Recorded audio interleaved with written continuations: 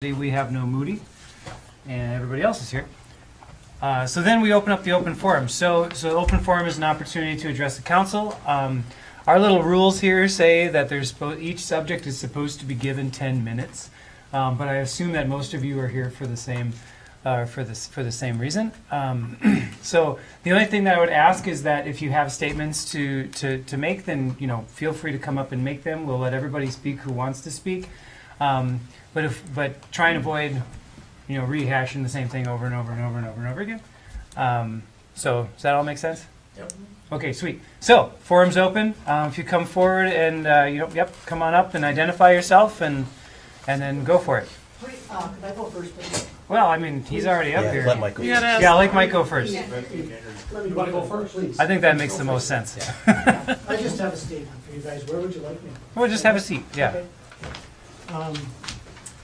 27 years, by the way, I've been here. Yeah. So everybody knows that. Yeah.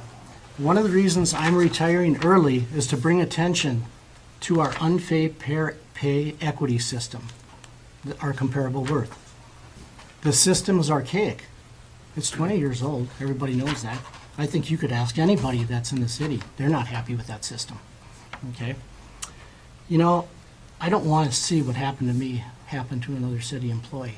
And it was very upsetting to me. So being passed over for a raise was an embarrassment, and it was a slap in my face. I believe this was done intentionally. I have two questions, rhetorical. How do you guys decide who gets a raise? And who recommends who gets a raise? My main concern is that our system is more of a popularity contest than a pay equity system. That's all I wanted to say. With that, I'm going to say goodbye to everybody. Thanks for all the support.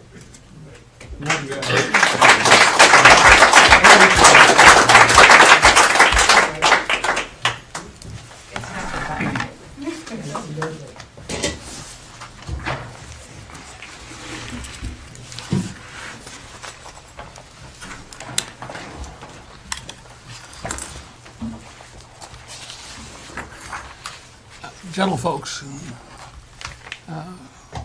my wife Myrna and I moved here 2 years ago. By the way, my name is Steve Aldrich. I live at Mayor Sandwell's old house at 921 West 2nd Street.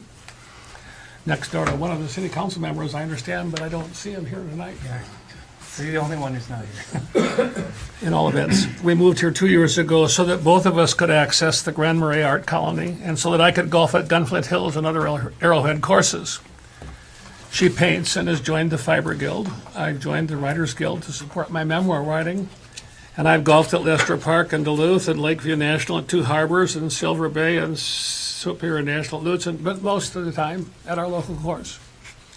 I've also become a seasoned member of Gunflint Hills for $700 a year. My hope is that the city staff and council will find a way to keep the present staff for the rest of the year while a new manager is found and other issues related to the course are addressed. I have the benefit of only some information. All of you will have some more information, or at least different information than I do, and to the extent that that different information is relevant, I hope you'll apply it to the circumstances. An impasse between the course manager and his supervisors endangers the operation of the course this year and threatens its future to the detriment of Grand Marais and all of Cook County.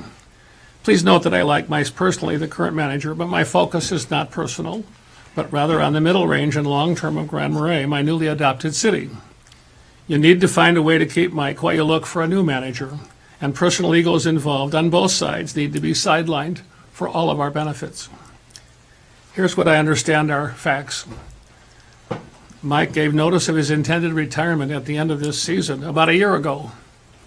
No replacement has yet been identified in that year.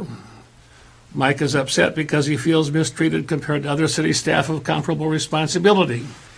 He's announced his retirement recently, about July 11th. I do not know of any of the history of his relationship with city staff and council. I've looked at the salary survey information and find that it undervalues the complexity of the work done by a golf course manager. I understand that the course is not self-supporting at present and loses about $30,000 a year. I'm not aware of any significant marketing efforts for the course. I came there without knowing anything that anybody else told me other than the fact that I'd been here 20 years before and knew the course was here. Nor am I aware of any joint marketing efforts for the course for the Superior National, a county-owned course, or other HUD courses. That's not quite true. I did look up on a website, and I found it when something was very hard to find. I also looked on the city website under recreational things, and it showed the recreational park, and it showed where you could charge your vehicle. But Gunflint Hills and the library and everything else were over in a corner somewhere. I thought that was probably a mistake, given the nature of the kind of activity that a golf course is. If you talk about recreation, golf is one of those things. Softball fields would be another. Can't find them either very easily.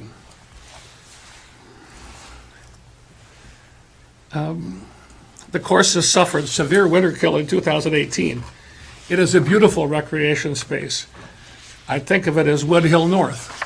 If you're familiar with Wood Hill Golf Course in Minneapolis, the most exclusive of all the courses is primarily woods and hills, and so is this course. Now, they spend millions of dollars on it, and we don't, but it's a gorgeous piece of land, and it ought not to be allowed to lie as fallow as it is.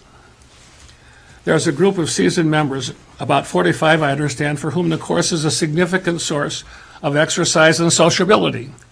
Another 45 to 100 members would make the course self-sustaining or better at current expenditure levels. In addition, the course is used by tourists, some of whom are couples who play golf, and some, like my family, where one golfs while the other focuses on the artistic community. All eat and drink at the local restaurants, breweries, and glamp grounds.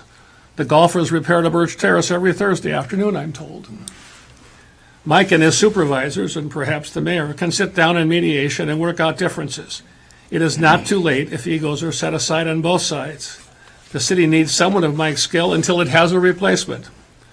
I believe Mike would prefer to end his 27 years here on a positive note, protecting the court for all of us.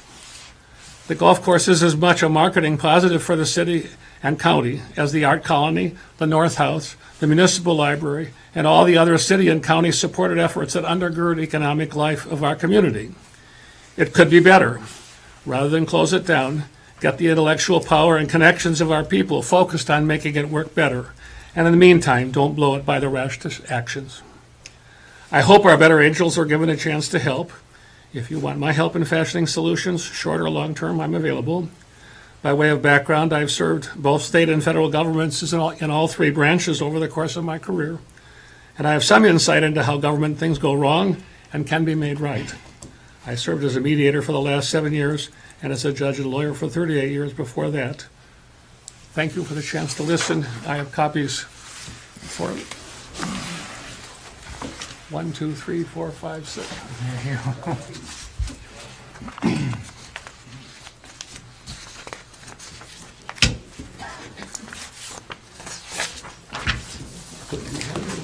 Thank you. Thank you. Thank you for the chance to talk.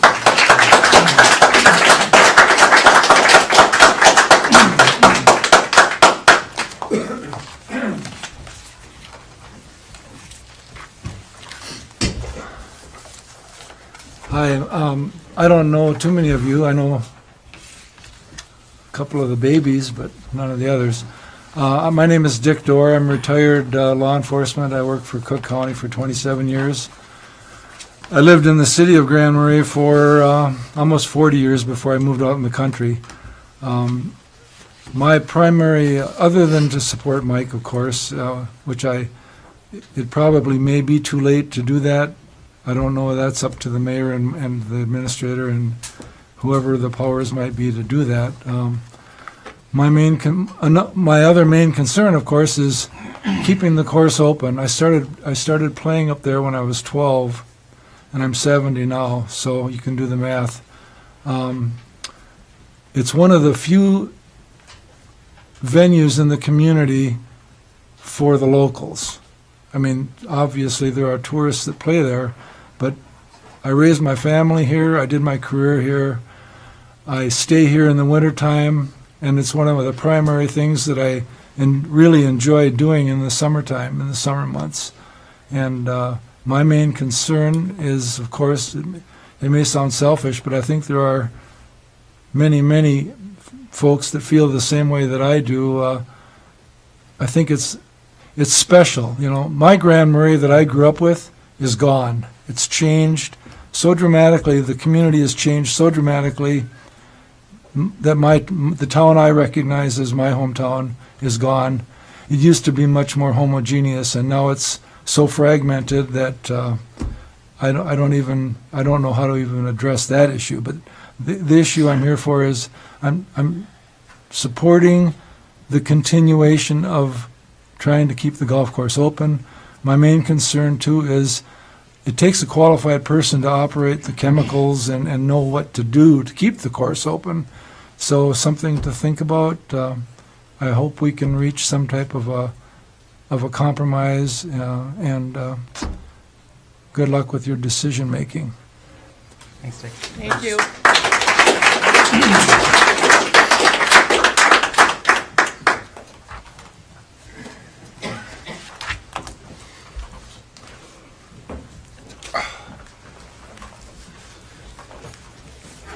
My name is Mike McAnally. I've lived up here for about 18 years. I worked for Honeywell in Minneapolis and thereabouts for 39 years. I was Director of Industrial Relations down there. I'm here just like the rest of us, and I'd like to touch on Mike Quincher for a little bit and his, these are my words obviously, lack of respect and the treatment that the poor guy has received for almost 27 years. In 1999, Mike was, I guess, a superintendent prior to that. And somehow or another his job description, I should say the points on his job description got changed and lowered. But lo and behold, no job duties changed. He did the exact same thing after the points were changed as he did before. Well, there's something wrong with that. And, you guys have the authority and the power, as the judge said, to try to do something, to right this situation, and maybe continue to get him to stay there for a while. He's the best thing that ever happened to that golf course up there. Mm-hmm. He has treated it like it's been his own. Not that he was an employee, but he just loved to work there that much. He could have, I want you to think about this. He could have worked through the summer, went away for the winter, and sent you guys a letter next March or whenever and said, I'm sorry, but I think I'm going to retire and giving you your 30 days notice. He didn't do that. And yet I hear, and I don't know if it's true or not, but I hear one of the reasons that he didn't get any salary treatment was he's quitting anyway. Well, that doesn't wash. That is not the way to treat anyone. So I would like you people to take another look at this. And I don't know who does the salary treatment or if you got a committee or whatever. Here's another thing. 27 years, the guy has never had a performance appraisal. Never. That's unbelievable. So anyway, I'm going to just leave that there and talk just a little bit about the golf course. I've heard that one of the things, supposedly this came from the mayor, that maybe they wanted to develop the golf course and put condominiums and more revenue up there. I don't know whether that's true or not, but this is what's going around town, just so you know. And I don't expect a response from you. Well, I'm going to interrupt you though and just tell you that's completely false. Okay. So if any of you are thinking that, or if any of you are feeling like that has any sense of truth to it whatsoever, my mouth is telling you right now. That's good. That is completely false. That's good. You got it? So every time you hear somebody say that, you can tell them, I heard from his mouth in a public meeting that is not true. Glad to hear that. Now, we've also heard soccer golf, frisbee golf, bike trails, so we're all concerned. And as the judge said, we want to keep this golf course open. We think it's a very valuable piece for the community and obviously for the golfers that use it. And that's really all I've got to say. Thank you. Thank you.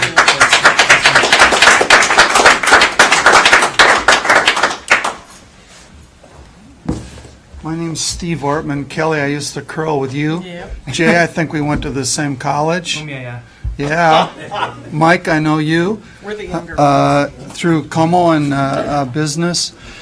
I just want to make certain that it's not a consideration to just coast into the fall and not prepare the course for the winter. Mike spent an incredible amount of time each fall preparing the greens and trying to protect them the best he could against the weather. And sometimes it worked out and sometimes it didn't. But to think that you could save money by not acting now and not acting this fall, I think it'll come back and bite us all in the pocketbook quite a bit. I think there's a solution out there, and I hope that you're all big enough to maybe sit down one more time. It's a wonderful recreational place for us. Do any of you play golf? I don't know. Anton, I don't know that I've seen you out there, but it's just a fun place for us to go, and I hope it can continue. But I'm concerned about preparation for the winter. I'm concerned about the transition, and I'd like to really have you reconsider. So, thank you. Thank you so much.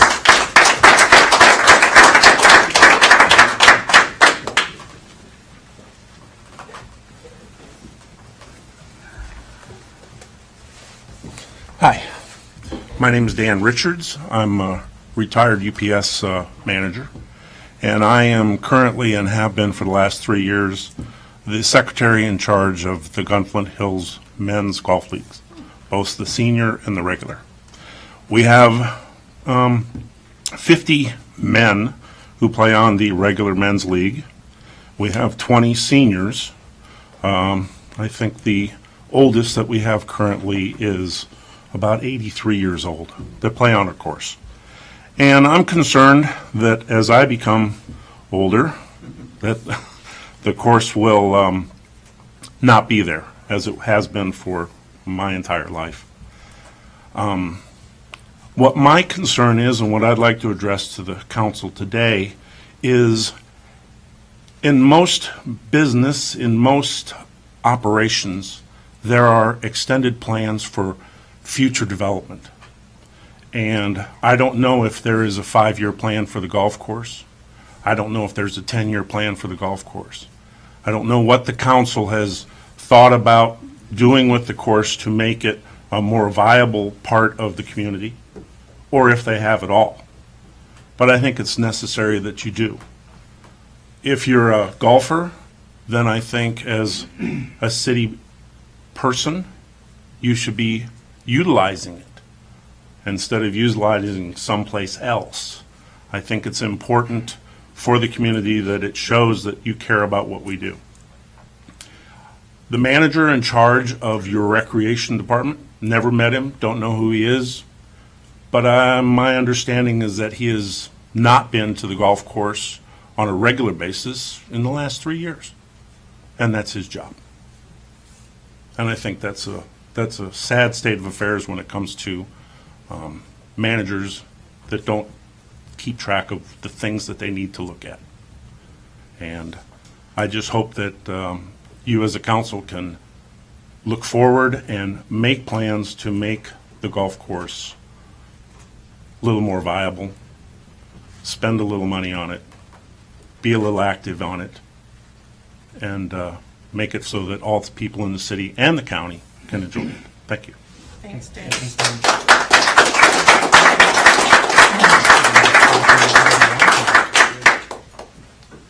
Would anyone else like to?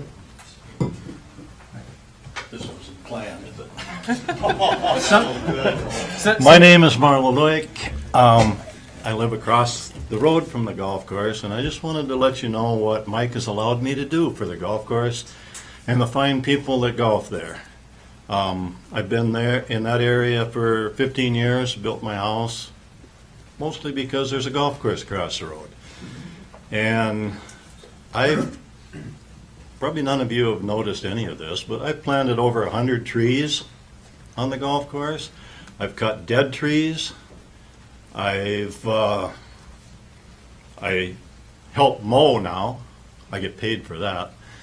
I go over in the spring and I hand shovel and I use my snow blower to blow snow off the greens to try and make them come back to life again.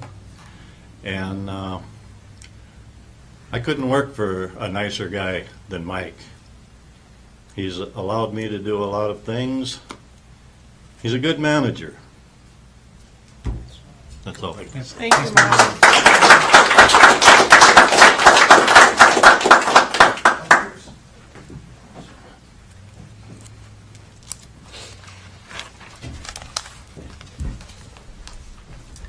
Good evening. My name is Bob Casperson. I first came to Grand Marais in 1973. My wife Kathy and I have been property owners and seasonal residents since 1990. And for the past 12 years, we've been husband and wife members of the Gunflint Hills Golf Course.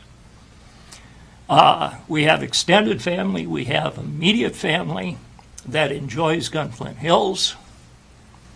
Members of my canoe group have met before going out on trail, spent some time golfing for a couple of days prior. Kathy, my wife, and I have golfed up and down the trail. We visit Superior National. We go into Canada and golf those courses. It's part of our summer recreation. And like it was said before, I consider this my home course. And a half hour before the meeting, actually about 45 minutes before the meeting, I just finished a round of golf. And was thinking about this course not being open and what it would mean to people like myself. One of the things that I'd like to address is the possible closure of this course. I follow all the county and city meetings via the articles in the paper. I've subscribed to the Grand Marais paper for probably 20 or more years.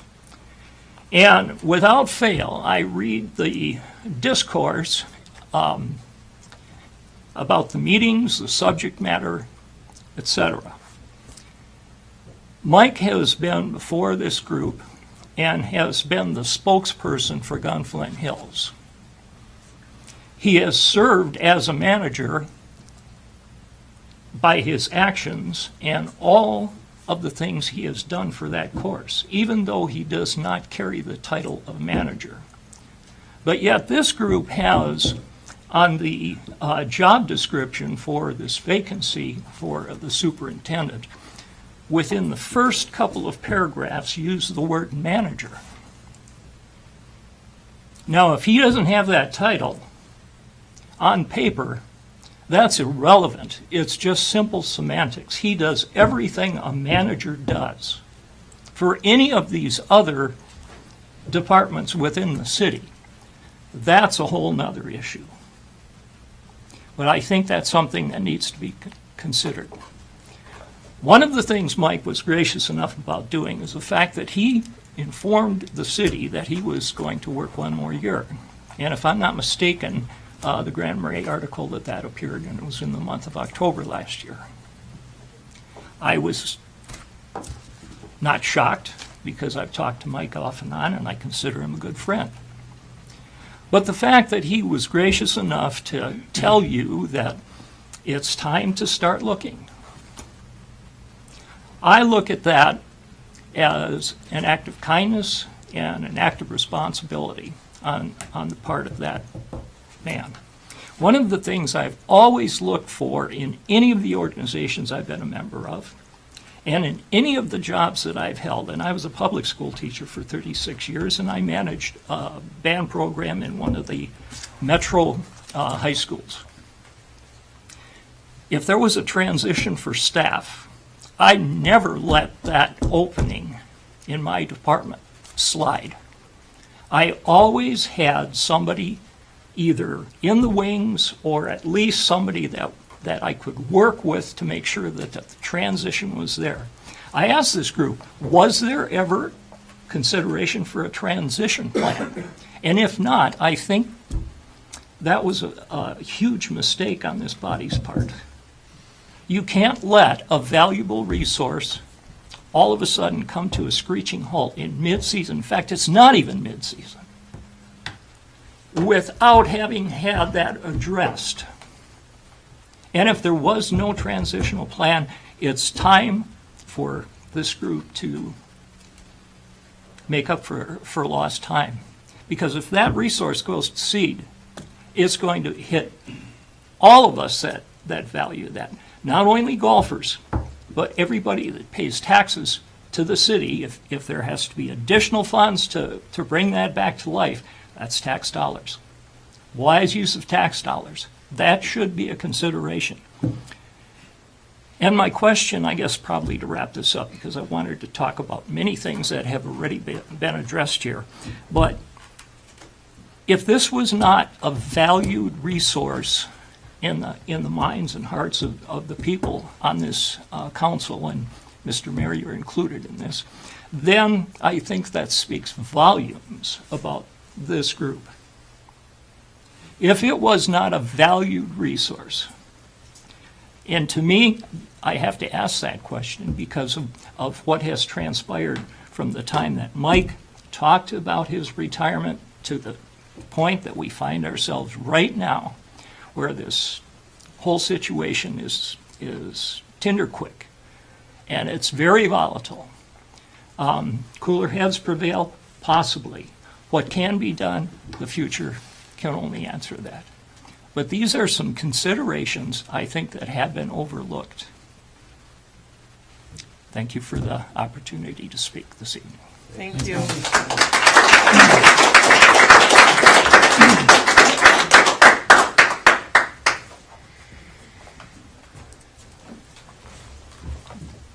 Pete Greshik, lifetime resident of the city of Grand Marais. I wasn't going to speak tonight, but I just came to my mind. I was on the park board when we hired Mike Kuncher. So I've lived through the prior experiences before we had a qualified person. And you guys are you can have a tough road to find a guy like that can handle what he does. And you get a family man, they're not going to want to work 70 hours a week in the summertime like he does. And everybody says he gets some time off. That's neither here nor there. But I just want you to consider this. If you had a business head and you're going into this time of the year, you have to make it work.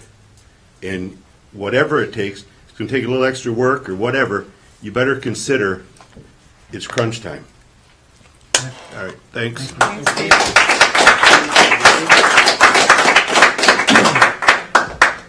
Anyone else have anything they'd like to say? Okay, cool. Well, I'm going to I'll take a few moments to respond as I can, because there are some things that are unknowns right now as far as conversations with Mike and whatnot. But the first thing I'd like to say just to start is to thank all of you for coming out and showing how much you value the course and show what kind of a resource this is that we have in our community, and also for showing a level of self-awareness that is above what a lot of people who come and kind of grouse at the city council show, because you've come forward and you say, hey, we know the situation isn't perfect. We know that the golf course doesn't make money for the city, and a couple of other points that have to do with the difficulties of running a municipal golf course. And I really appreciate that, because it gives it shows additional value to the experience that you have using the golf course. That this is something that you understand is not perfect. You understand this isn't a money-making thing for the city. This is an amenity that we provide. So I really appreciate that. As far as I'm going to try and address as many of the concerns as I can. I was making notes, and hopefully I can put this together into a cohesive thought. If I can't, I apologize. So the first concern that a lot of you have is keeping the course open, and I want to make it clear that the council and any council members and the administration, we haven't ever had a conversation about closing the course. So the course has always been planning on, we've always been planning on keeping the course open. And so one of you made a comment, I believe it was Dan, made a comment about what's the 5-year plan, what's the 10-year plan for the course. And our 5 and 10-year plan was basically, let's keep it going. And with Mike's imminent retirement that we learned about last year, we started a process of trying to find replacements. So we started that process looking internally within our community to see if there was anyone within the community that we could train to fill that position so that we could continue to have the same level of service as people are used to. Because we all acknowledge that Mike has done a fantastic job and that Mike has an incredibly unique set of skills to run a golf course that is, I believe that it was Bob who said that, you're going to have a hard time replacing this guy, and Pete just said it as well. You're right. We're very aware of that. He brings skills in running a business that is on one side of the spectrum, and skills in running a grounds, which is on the other side of the spectrum. And finding a person that's going to be able to fill all of those needs, we need to train somebody to do this. So the original plan that the city had was to do the search in the spring here, have someone hired. We actually have candidates that have applied for this position, and we were planning on hiring someone on the understanding that they would have half of a season to work with Mike so that they could understand what the process is. So that should hopefully address the keeping the course open part. That was our plan. That's what we were trying to do, and we felt like that addressed getting someone in place so that the course could have uninterrupted service. Now, the next conversation is the one about Mike leaving early. So in the resignation letter that we received from Mike, it basically just said, I'm tendering my resignation July 10th. I saw another note that said that he was doing this for health and other personal reasons. And then, and now, we hear that there were things that he was dissatisfied with his position. So when he came forward and told us he was dissatisfied with his position, we immediately approached him and said, well, let's look at your position. Let's do this. Let's go through this process. Let's make sure that this is equitable then.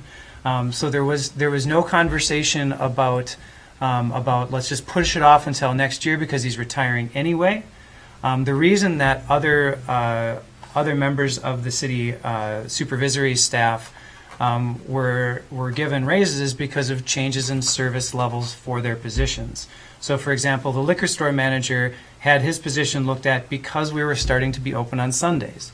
And that increases the responsibility, increases the staff, increases the budget for the stuff that he's going to be working with, which required and triggered us to take a look at his position and to reassess it as based on the values or based on the numerical system that we use. The numerical system that we use, I totally acknowledge that. I believe that, Steve right off the front made the comment that it's 20 years old and it's really archaic. We totally agree with you on that. It is totally archaic, but it is something that the city and the union agree on. And so it took us almost 20 years to agree on that system itself. So if we're going to be changing that system, then that's going to be starting an entirely new process of where we're going to have to sit down with the union and hash out what exactly we're going to be agreeing on again, and then reassessing all of the positions a second time. So not saying that as an excuse, but saying that as background information for why we use the system that we're using, because the union has agreed that that is an adequate system, and every time we sit down every 2 years with the city employees, they acknowledge that that is still the system that they want to use. Mike isn't in the union. Mike is not in the union. However, all of the city positions, whether they're supervisors or not, in order to have equitable pay, are all they're all done with the same system. So all of our supervisors, whether they be the supervisor of the water system or supervisor of the library or the supervisor of the golf course, they all get done, or whether they're the seasonal worker who mows the lawn in the rec park, all those people have their jobs assessed on the same level. And that's based on the union standards that we agreed when we negotiated the union contract. I Yeah. to interrupt, but. No, that's cool. My I mean- thought frame doesn't last very long. If you have to go through points and evaluate Mike's job, you guys are out of touch with what he's doing. Yeah. That's just a cop-out, in my opinion.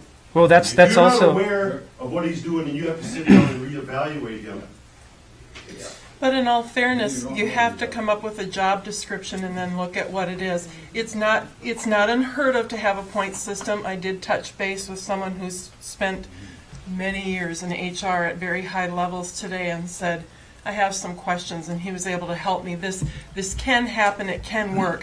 Is our system perfect, or are there flaws?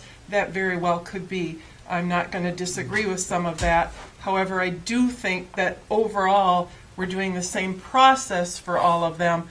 Whether or not the rankings are right, wrong, or I don't know that, but I at least feel that the process is the same for all of them. So in that respect, I see that piece as being fair. Mr. Mayor, one of the things I. Well, let's try and keep this together so that we don't kind of break down into lots of people talking at the same time. So I'll give you a sec to respond. Typically, like the open forum stuff, it's not like a back and forth, but we'll work with it because I know that you guys are respectful because you came up and said your piece. And we appreciate it. Yeah, well, and I know that we've got some stuff to work through, right? So it makes more sense to sit down and talk about it right now than to have people go away without the answers that they're looking for. So as far as reaching back out to Mike, like we will, and we would really love Mike to stay until the end of the season. Like that's something that we would really like to do that. We have on the agenda tonight, we have a revised job description for that position, and that we feel better captures what he does, and it has. I think it captures all of the nuances of what he needs to do, which is a lot of stuff. So we on the city level started that conversation of redoing his job description, and the only way that we can give him a raise is if we do it based on the point system. So sitting down with him and talking about that and making sure that job description and the point system reflects an appropriate value. That I think that's at using the process that the city has. That's the best way that we have to do it. Like that's the only way that we have to do it, because if we don't do that, then all of the rest of the union employees can file a grievance, or even the non-union supervisors can file a grievance saying that it hasn't been done equitably. So, yeah. Jay, would you be open to What- a fund, letting us contribute to a fund? A lot of that would be dependent on whether Mike would be willing to stay. Well, it's up to you. So no, it's not up to us. He gave his resignation. Well, aren't we also a municipality? Like- Can we just accept people's money to? I don't know if there's. I was going to say that just doesn't. Not that I don't thank you. I think from the heart, but we're a municipality. I don't think we can just circumvent. some Yeah, of I'm those not sure rules. about that. I mean, that's a really good idea. And to the point about like us making the decision, we have the decision to whether we can accept his resignation or not. But he's the one who tendered his resignation. Can you explain to me one thing? And hopefully we can do something, but can anybody tell me why he didn't get a raise in the first place? Oh, that's, Well, I mean, he did get a raise. He got the 3% cost of living raise that everybody in the city got as part of the negotiations. Nothing that So- like the managers got or anything like that? Well, the other managers their positions were reassessed because of changes in the amount of service that they were providing. So just like I said about the liquor store being open on Sundays, that changes the management structure of the liquor store. It increases the staff time. It increases the budget for that position. So, but they're not open anymore. Like they're not like there wasn't a perceived change, and plus Mike didn't ask for one. So I mean, like, I don't say that that's a cop out. Like this is probably. I mean, what we're saying here is that this fell through the cracks, and we had other people there were changes in their job description itself, and thus we had to reassess them. With Mike's position, we didn't perceive a change. Mike didn't ask for a reassessment, so we didn't do it, and that's on us. Like I totally admit that that's on us. 3 didn't. And yeah, and there were three Three three positions didn't. were not done. Yeah. So just so you know, I'm not saying right or wrong. 6 were reevaluated, 3 were not, Yeah. So just for a fact. yeah. Mr. Mayor, and all of you, I think all of this discussion that focuses on how we got here is a waste of time. I agree. I would agree. I think you need to understand, and I think we understand, that you've got a crisis in front of you. It's not something that now is processed. It's that maybe by some kind of mediation. You need to find out what you need, and you need to find out what Mike needs, and you need to find a way for us to have somebody managing the course until you got a replacement. Well, and we're working on It's a that. crisis. Yeah. And that's, all the process stuff is pretty boring at this point. Well, and I hope that the process stuff answered some people's questions. So I mean, that's the only reason that I bring those things up. How we got here is irrelevant.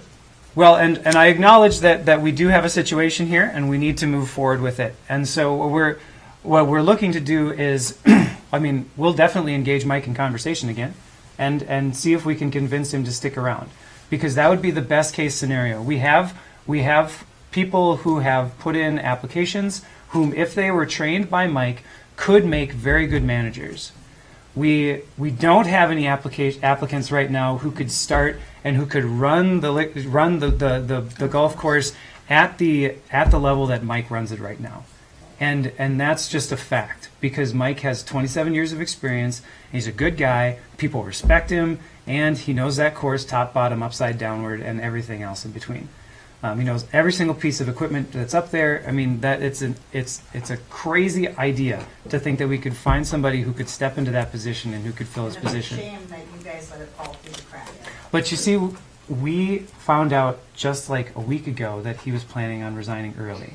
So our plan, Was quitting, and then And- he got a raise, and long discussions with the staff produced nothing. So you may not have heard about it, but that doesn't mean it hasn't been festering for a while. so I guess I'm a little confused, because I did explain the process that we were planning on moving through, which was that we are prepared to hire one of the candidates that we have. However, now we don't feel comfortable hiring candidates on a changed perception that they're not going to have half the season to work with Mike.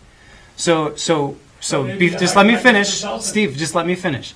So what the original plan was to hire somebody right about now, so that they could work with Mike for half the season, learn what they need to know, so that they could continue the level of service. That was the plan. So now the wrinkle is that if Mike leaves early, then we don't have that time of training for that person. So then that changes the type of candidate that we need. We need a candidate who then has the skills to run this thing right off the bat, because we don't have Mike's expertise to draw on for half the If you season. really would like him to stay, and the judge is correct, why don't you let him retire and hire him back as a consultant and pay the man? It's that all depends on Mike. I mean, that depends on whether Mike's willingness is. That depends on Both you sides guys have to to offer have something like something. that. So I'm pretty obviously not convincing you all that we have a strong dedication to the golf course. So that's Talk to him tomorrow and say, Mike, we'd love to have you back as a consultant, we'll pay you X to finish out this year. You could train somebody and let him retire. You could do that, you have the authority to do that, there are no job points involved or anything. yes, we're also now. I that's a really great idea, and we'll talk about that after the meeting. With that, we're still talking about public money here, so any kind of decision like that has to be something that we have to talk with the city attorney about, so that we can make sure that we're not breaking any rules. So I tend to be really careful with how we use a lot of the city funds, and I just want to make sure if something like that is even possible, that we're doing it right, and if Mike is even if he even wants to do it, like, But you will we'll have to explore talk with that. him. What was that? You will explore that? We'll definitely explore that as an opportunity. Yes, because I mean, like, I want you to know that we're committed to the level of service at the golf course. Like, if we're gonna run this golf course, and we're committed to running the golf course, then we want to do it really well. And we've been really lucky to have Mike do it, because it made running the golf course well easy, because he did it all. So now like what Stephen is saying, like we have to figure out how to get back to that level of service, and it's gonna be something that we're gonna have to explore. We're gonna have to get creative. We're gonna have to figure this out. But to address the concerns that people have brought up, yes, we're committed to running the golf course. Yes, we will explore some of these different approaches and see if there's anything we can do about those sorts of things. We're planning on hiring someone so that there's continuous leadership up there. Right now, we're not exactly sure what the staffing needs are going to be up there after Mike leaves. We're hoping that the rest of the staff will stick around for the rest of the season. So those are all unknowns to us, and any of those changes are going to impact the response that we're able to make. So those are the things that I can commit to right now. As far as conversations with Mike, those are things that we're gonna have to take up with him, tomorrow and at a later date. So those are things I can't really speak about right now.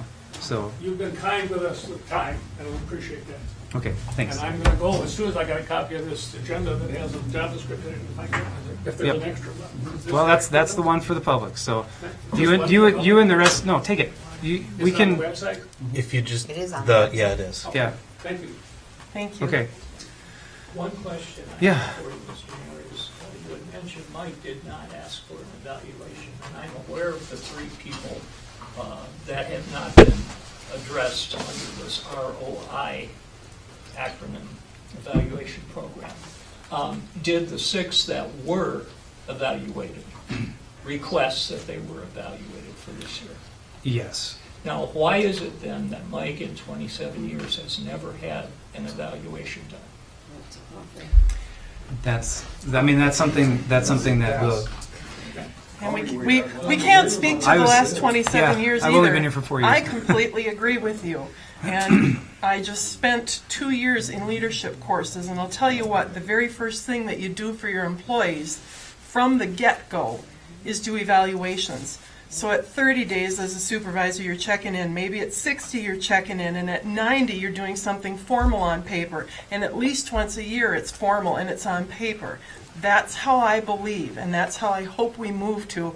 But we certainly can't speak to what happened for the last 27 years because there wasn't one of us that was here the whole time. There's a policy in place. There can be an effort to right the wrongs that have been done Absolutely. for 27 years. Absolutely. And that's incumbent upon this council and you, Mr. Mayor, to do that.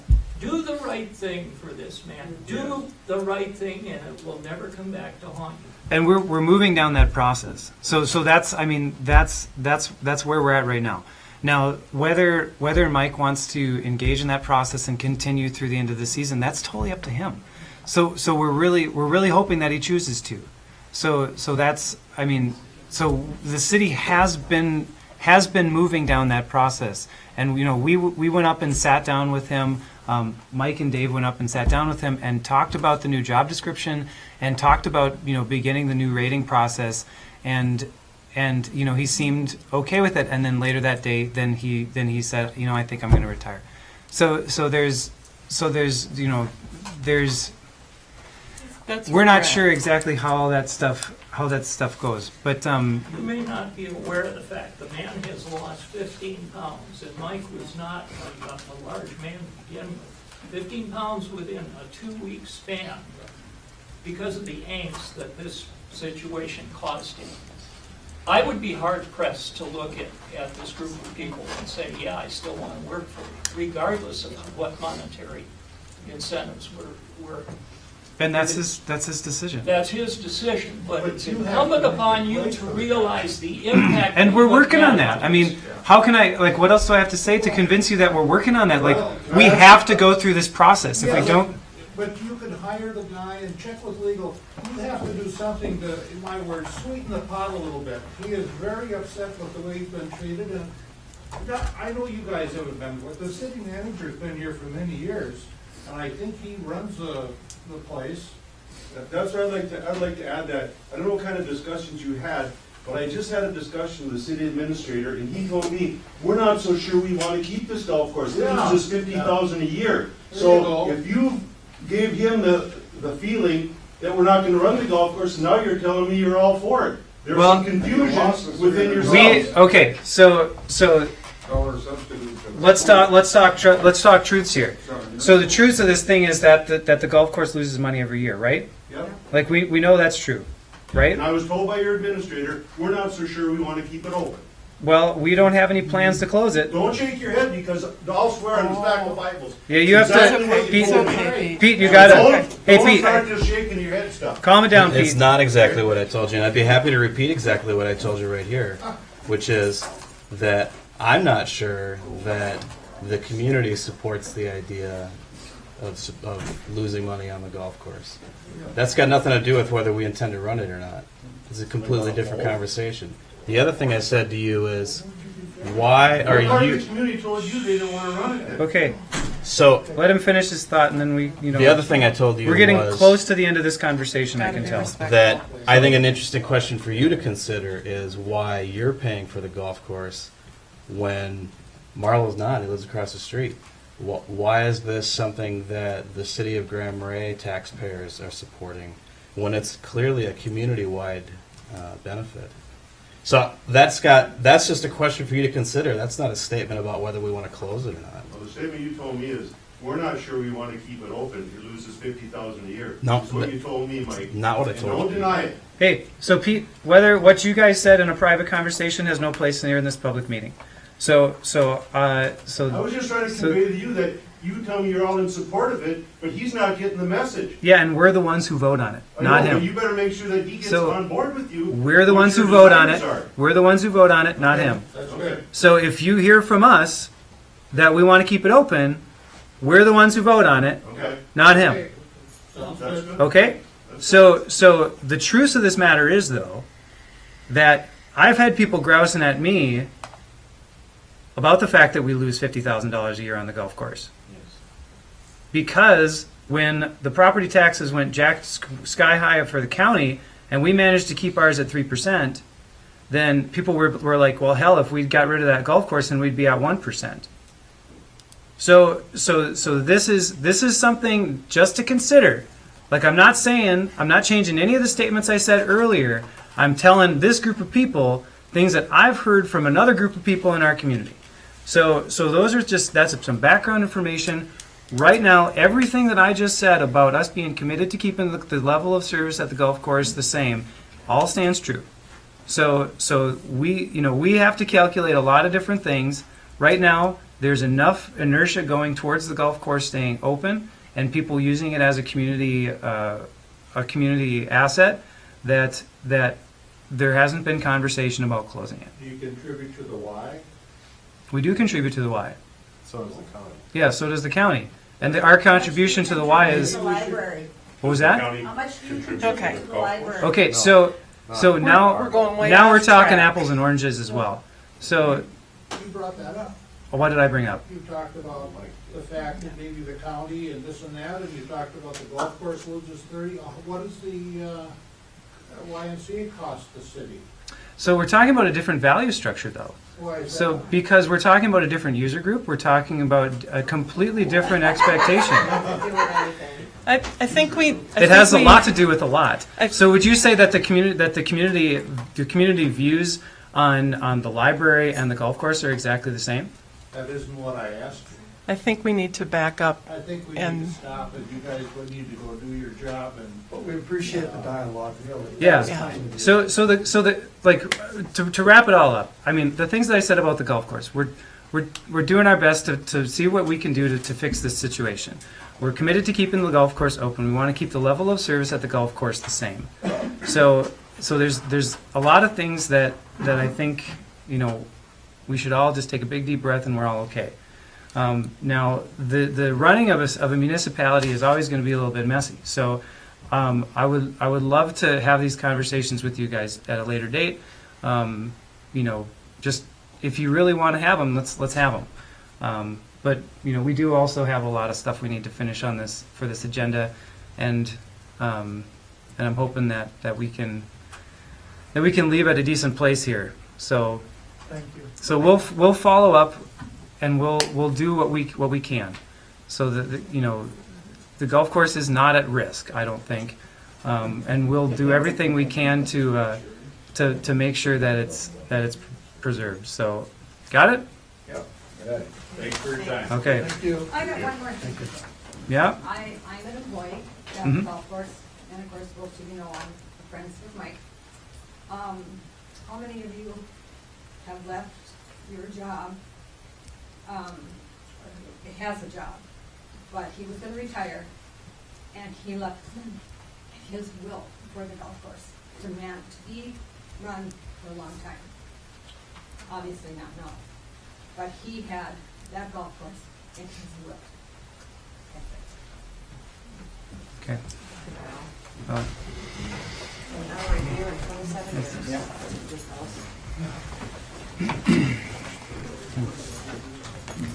well.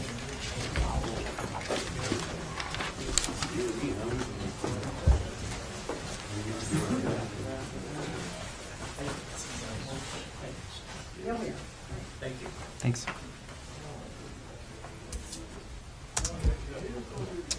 Anyone else? That's usually how I finish the open forum.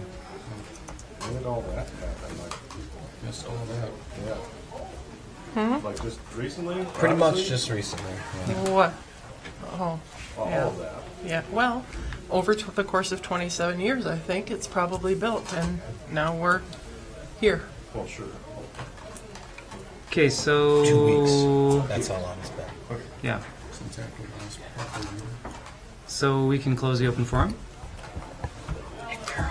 And I was gonna say, here, I will just, one of us will do it. Probably good to get up and you couldn't hear us with those big. Oh, my headphones are too big. Sorry about that. It's all right. I'm just jealous. They're really cool. Okay, so we're going to close the open forum and we're going to move on to the consent agenda. So the consent agenda has the typical 3 items on it: approving the agenda, the previous meeting minutes, and the payment of bills. Unless somebody would like to pull something, I would entertain a motion to approve the consent agenda as I presented. motion to approve. the There's a motion. consent. Is there a second? Motion and a second. Any further discussion? Hearing none. All in favor? Aye. Opposed? Carries. All right, so we're moving on to a temporary liquor license application. So you guys want to come up, or are you going to just sit there and we can just... Justin, are you the only person here? I mean, Is this for the beer garden? Yep. yeah, this is for the beer garden thing. Yeah, it's game time. Lay it on me. So we got your applications. So these are for we got the one for the 4th of July. No one's from the Legion is here, Justin, or are you a No. member of that? So you're representing Grand Marais? Yes. Okay. Yeah, well, because they're I the think- ones who are applying. They're the ones that are going to run the operation. The Legion is applying, but Grand Marais is the ones who's actually Right, going to but run I the just kind of operation. think that I wanted to make it clear so on camera, everybody understands what's happening and who. And if it's easier to take these things one at a time. time, Yeah. Worth going through them one at a Probably time. how I we're wouldn't gonna do mind it. doing that. You just do so have that this way- table. This is helpful. The table includes one application that's not included in the packet and one application that you already approved last meeting. But this is all of the things that they've got going on, just in an organized fashion, so you can kind of see them all together. And we approved at last meeting the Bucks parking lot over Bucks the Parking Lot Fisherman's Fisherman's Picnic is already approved, so that one's done. It's one of the applications that was included here, but you already approved it. Okay. The one, though, that why we're back on the agenda is for the July 4th meeting, that this is the one chance to get it approved before July 4th, and there's still, it's not a sure thing that we'll be able to get it done through the state, but we're gonna give it a try. Well, I got an email into the state lady, so she says if you guys approve it, as soon as it hits her thing, she'll give it a go. Yep. And we can So- send it to her tonight, so Okay. So that's the one in Boulder Park. that's the one that's in Boulder Park, July 4th through the 7th. Right. Yep. And the conversation that we had about that one was that because it wasn't really in correlation with the holiday weekend, it was, following up, that could be different, seen as being different. Or what was the conversation we had on that? Yeah, Tim's not here to remember, but yeah, I think we had a concern, Justin, beyond the 4th of July, which obviously is the holiday and everybody downtown on a Wednesday. Yep. Why the Thursday, then the Friday and the Saturday? Why the 4-day span? I honestly felt like the 4th of July would be a good day because it's the 4th, fireworks, all of that, good location. And I figured the holiday traffic would just continue to come for that whole weekend. It's not normal, but I guess we've been getting lots of reservations at the bar for whatnot in that weekend and extra traffic and whatnot. I just figured that the holiday traffic would come later instead of this weekend. Okay. So the park board looked at it and did approve it, Okay. the use of that space. But yeah, it is Yeah, on and an the park island. board, It's we not a- weren't considering any,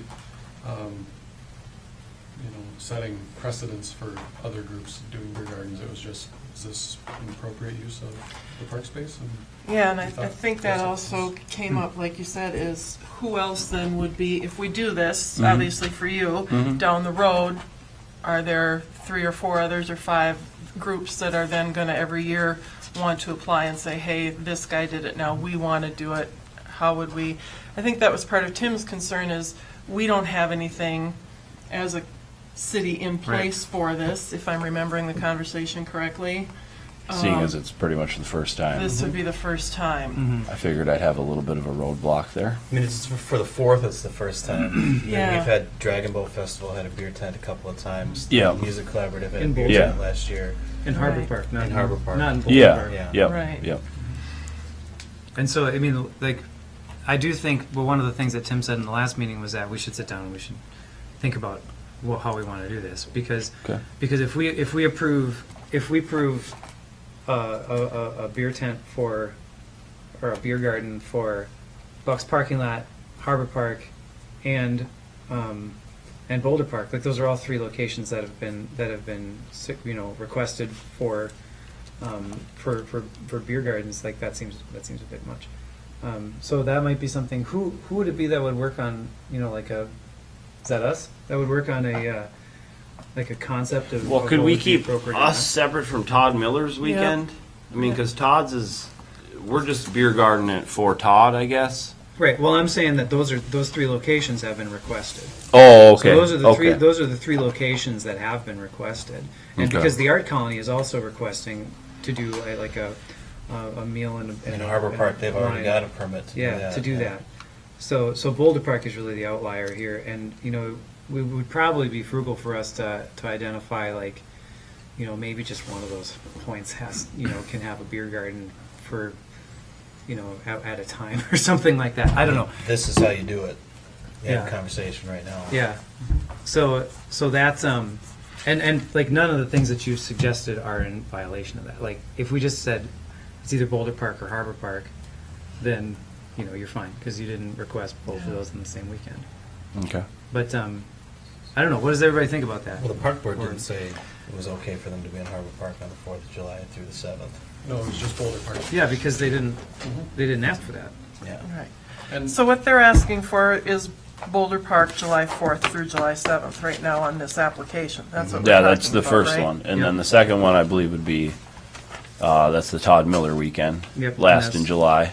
That's Bear Tree Park. Yep, Bear Tree Park. Yep. And again, is that, when we say Todd Miller, so is that the Legion that's then gaining the proceeds of this? no, that's the North Shore Music Collaborative. Yep. Yeah, the Okay. Legion's Yep. sponsoring it because Yep. you need to have been in existence for a number of years before you're eligible for one Okay. of these temporary licenses. Okay, because this Yep. is new. We didn't have this in our packet last time. No, this was part of the confusion is some of the dates and events got a little mixed Oh, up. sure. So now they're all 26th to straightened the out. 28th. Got it. Thank you. And yeah, okay. I think one thing about whether everyone's going to want to have a beer garden in Boulder Park now, There's only no one has before, and depending on how this goes, maybe everyone does or maybe no one does. I mean, who's to say? Yeah, who's to say it would makes be $1 million successful? or not? Yeah. I think it's- at the park board meeting, it was expressed to the park board that it's kind of a, let's see how it goes. Okay. Even with regards to doing it in Harbor Park, Boulder Park during Fisherman's, if it, he said if it doesn't work well during the 4th, then maybe they just don't even do it during Fisherman's. It was kind of a trial, Yeah. was the thought.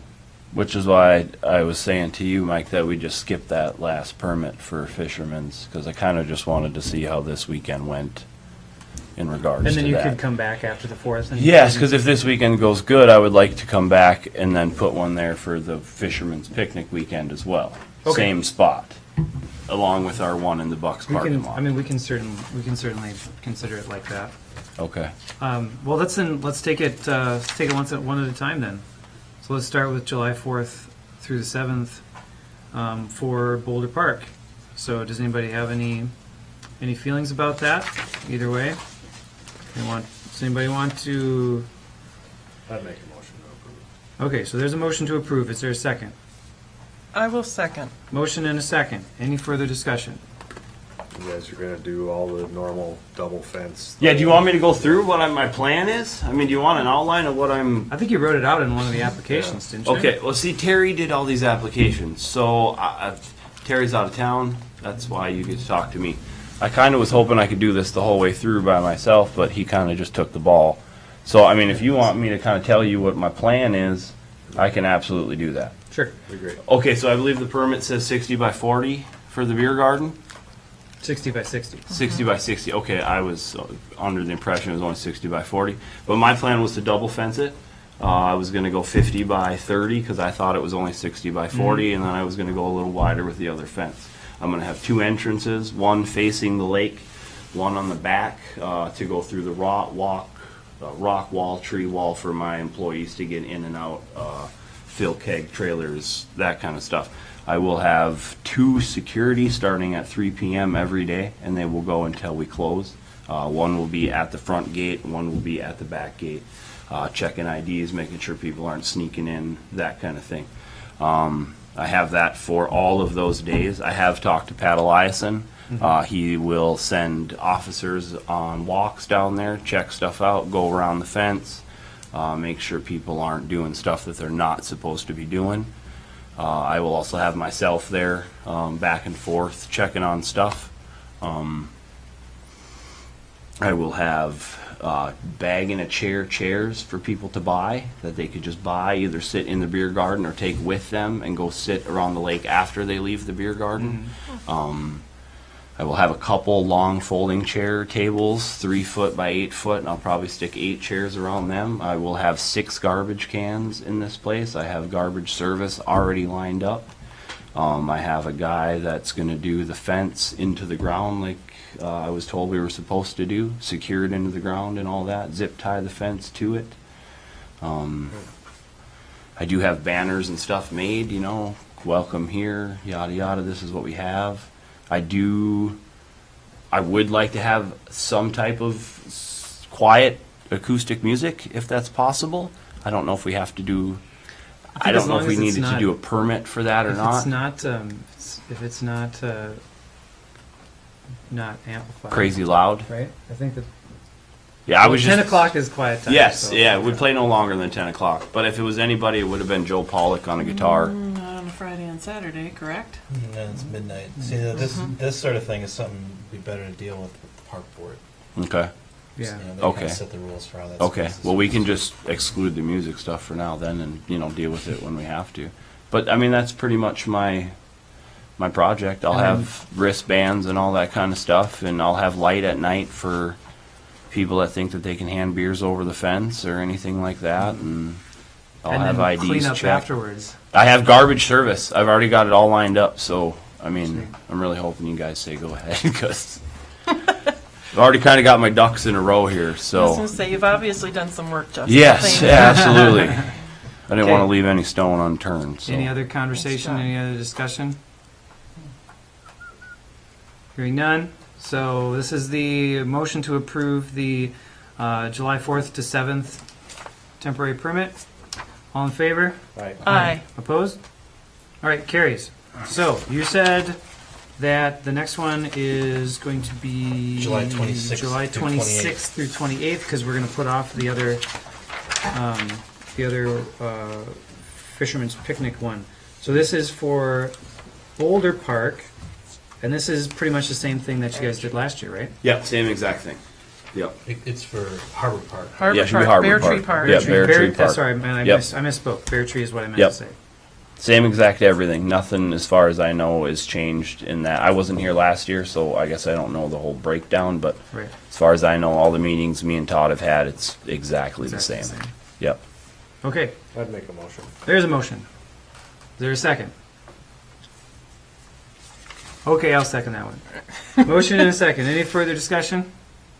So what is happening that week? Is that Dragon Boat? Is that why we do this? No, this is the music. The music event. festival that Yeah, weekend? he's Okay. doing that music event. See, I in- wasn't in there Harper last Park. year. We had to have been out of town. Right.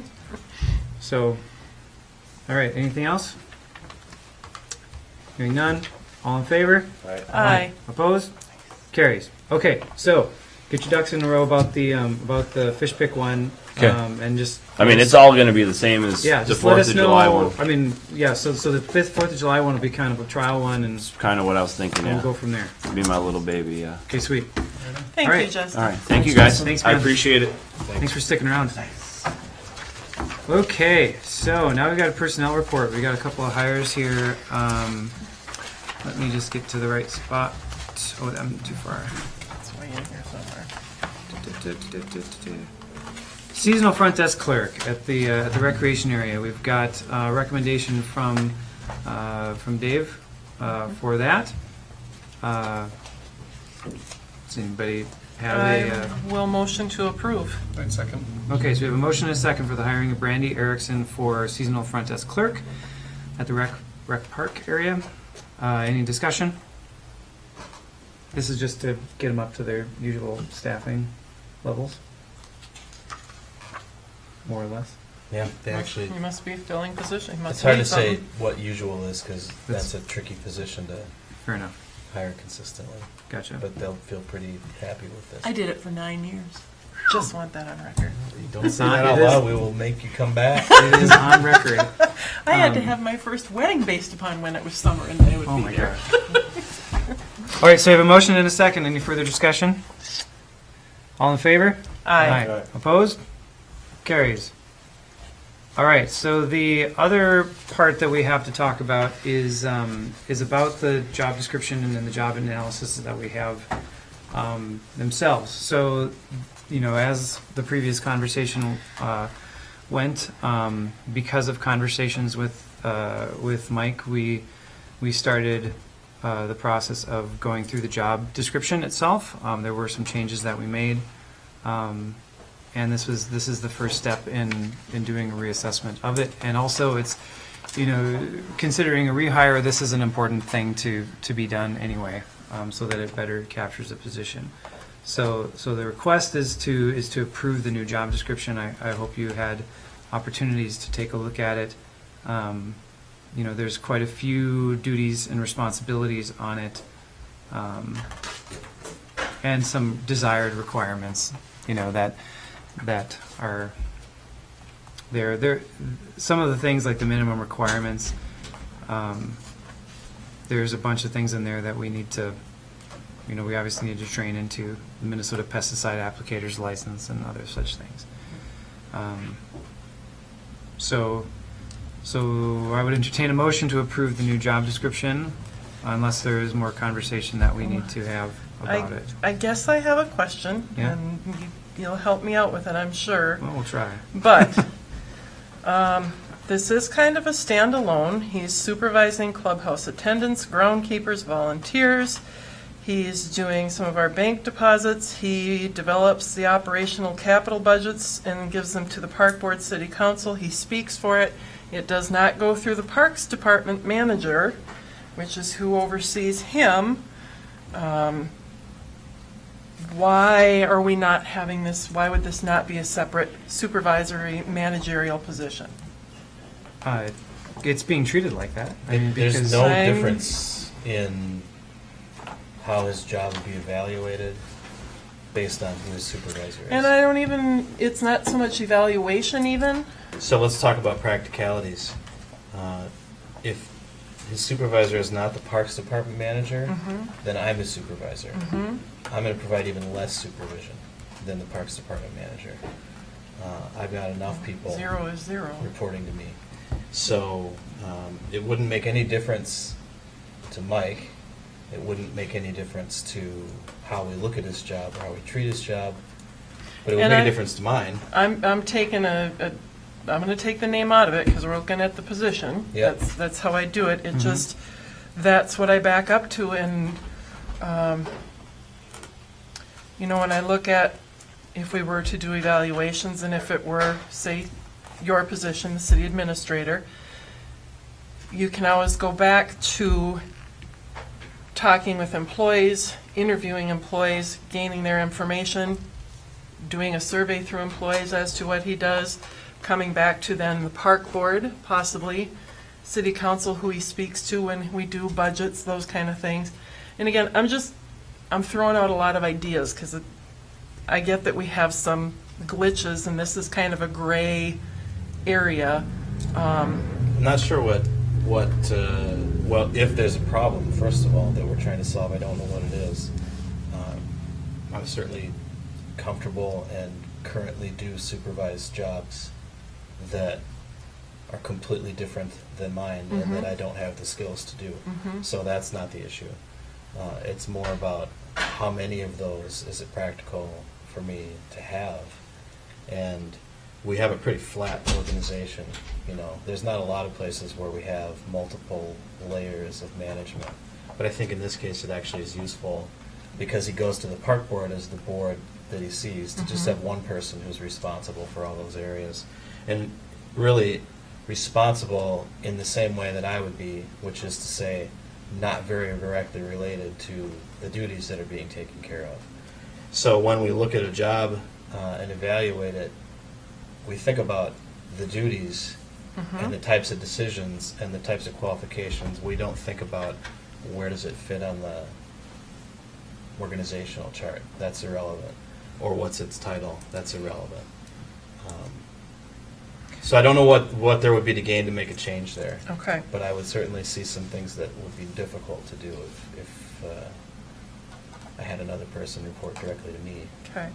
How do, I guess you presented it, I don't know if it's you, Mike, I don't mean to say it's you, but how do we, in theory, come up with what's on here? Is that through a discussion of who currently has the position, as to what they list out? Is it what? So let's talk about it in general, first of all, and then I can talk specifically about this one.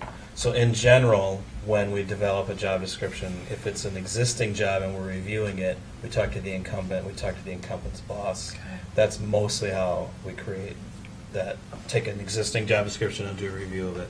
Okay. If we're writing a new job description like that didn't exist before, then we work with the supervisor of that job and then myself to write it. This one here is actually not a lot different than his existing job description, so most of the content just came from that. The places where there were changes are just standardizing the way we talk about some of the duties. So where we've changed how we describe supervisory activities, for instance, on number 3 here, that language is new. It's not really markedly different in a responsibility level than what was there before. We just talk about it with better language. Okay. So there weren't really any changes in this job description in terms of the duties we expect this position to perform. The other place I think we clarified some things was in the minimum and desired requirements. The experience as a golf course superintendent is removed as a minimum requirement where it is a minimum requirement in the previous version. And that's just a recognition of we may not have that option and we need to give ourselves options. So of course it's desired. We'd much prefer to have somebody walk in the door that knows what they're doing right away and would take minimal training. But recognizing where we live, how difficult it is to move here, find housing and live on the salaries that we pay our full-time supervisory people, even if they get more money, it's still a big challenge. And that there isn't someone that lives here that's going to be able to do that, so they're going to have to move here. So we just need to give ourselves an option to get somebody that's not a superintendent already. And then ability to teach golf to beginners was something that was part of a knowledge and skills and abilities that we moved to desired, again, because if we have to start prioritizing what are the things we need to operate the golf course, that's actually pretty low on the list. We don't have to provide golf lessons there. And even if we did have to provide it, we wouldn't have to use this position to do it. There's other options for us. Right. Thank you for answering all that Sure for thing. me. So that's the first part of the job, supervisory job analyses. So, does anyone have any feelings about making a motion on that? Anybody at all? Do we need to have more? We just need to have a motion to approve the job description. Motion to approve the job description. Okay, so there's a motion. Is there a second? I'd second. Motion and a second. Okay, any further discussion? Just like Mike summarized, I do think that that the new job description does capture more of what the responsibilities are and puts them in a better order, uses better language to describe them than the previous. So I do think it's an improvement. Any other discussion? Hearing none. All in favor? Aye. Opposed? Carries. So the other part of that memo that we have for about job analyses is just an update on the property maintenance supervisor. So this position, we started a review process on a while ago, and since this position is in the bargaining unit, any change that happens to that has to be discussed with our union representatives, both local and the union. So that's just kind of an update, just to say that we are working on that one as well. Which then would leave the only position that hasn't been analyzed, the city administrator position. Do we know when that one was last done? Do we know when that one was last done? 2004. 2004.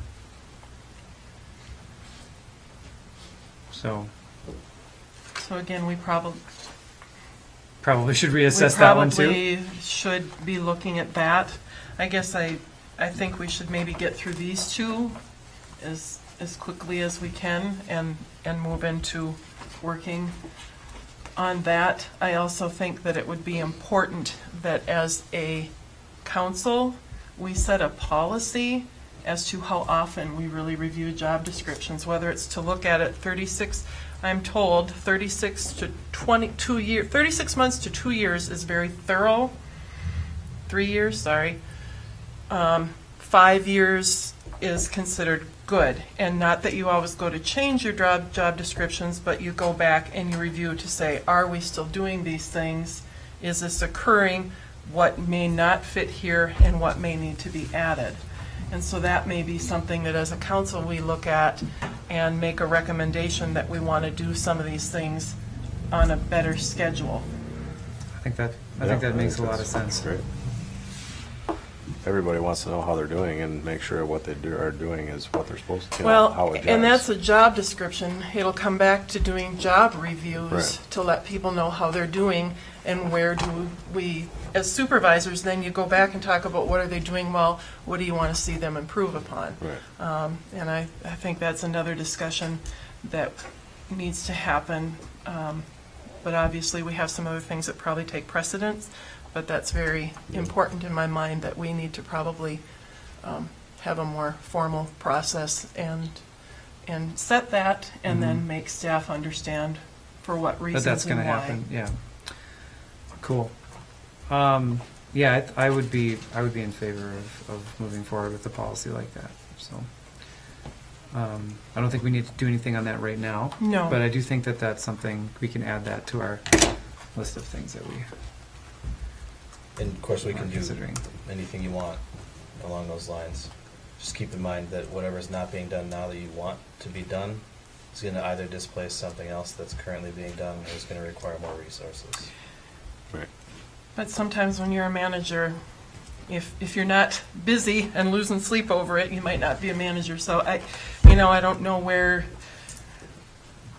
It's not meant to be easy when you're a manager, as you know. So Nope. I think that if you want to have good quality people, and I know people talk often about how do we recruit people, and sometimes I think we forget to say, how do we retain the really good people? And for me, and I don't know how long I'm here and part of this council, but for me, I think it's very important that we give that feedback and we retain people that are really good, and we look at people who might need some tweaks or improvements, and we coach them to be where we expect and what we want, because I think there's a lot of good people doing city work. And I think that's fair to give them feedback and coaching. And I don't mean to put anybody out, but that needs to happen, is my opinion. Okay.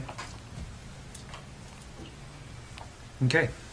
So, with that said, no action is necessary on that last little bit there, so we're going to move along. So on the next agenda item we have is a follow-up of what we had talked about at our previous meeting, which was the bid for the solar photovoltaic. Did we vote on the property maintenance supervisor? There was no job. There was no vote for that. There's no That job was description just, in our pack. That was just an update on what we're, that is in process. So the next thing we have, so at the previous meeting we had a conversation about this PV installation on the public works facility. I believe It probably Kelly, seemed you- like you actually finished that conversation, and perhaps you even did. But unfortunately, because I got sick that week, I didn't have a chance to actually finish the resolution that we've been using to do the official approval of all these bids through McGuff. So this is just paperwork to formalize what you did at your last meeting. Yes. So there were some questions. Hopefully those questions have been answered. No, I have not had a chance to talk to Mike about that, Oh, gotcha. but I will save that. It doesn't change the course of what happens, so I will. Well, it might be worth just an update as long as, you know, everyone's We're all here and here. there's a camera. And I think that it's the question of is there a payback calculation about this? And there isn't, first of all, so let's just say that. The Utilities Commission determined that they wanted to install this, and their motivation wasn't just for financial operating conditions. And one of the reasons why we didn't do a payback calculation is because it's very complicated to do in this case. Our relationship with SIMPA means that we're not allowed to generate our own electricity. Like, we have to purchase all of our electricity from them. And so, for the instance, we own a power plant, and we have a contract with SIMPA, whereas all the kilowatt hours that that power plant produces, they own, and then we have to purchase all of our kilowatt hours on our system from SIMPA. So for this PV system, we don't really have the authority to just install a PV system on any of our buildings and use it the way that you would understand it, like the co-op has, for instance, where the co-op gets, we reimburse them or give them credit for every kilowatt hour those panels produce and put on our system, paying them the retail rate. And so it's very simple to do a payback calculation. You can just see how many kilowatt hours it produces, multiply it by the retail rate, go over time and figure it out.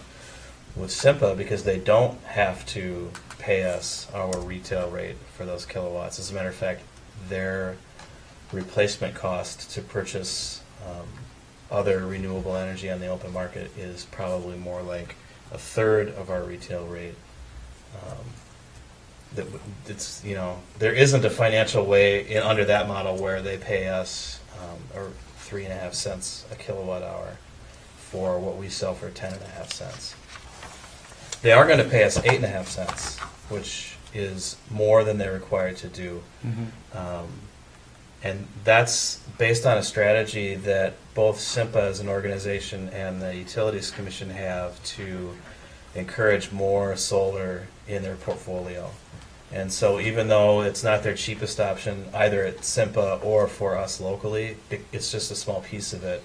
And it's part of a strategy to increase the amount of solar in the portfolio. So all the 18 city members received a little 50 kilowatt cutout from the, you know, an exception to the requirement that all of the power has to come through SIMPA, that they pay at this separate rate.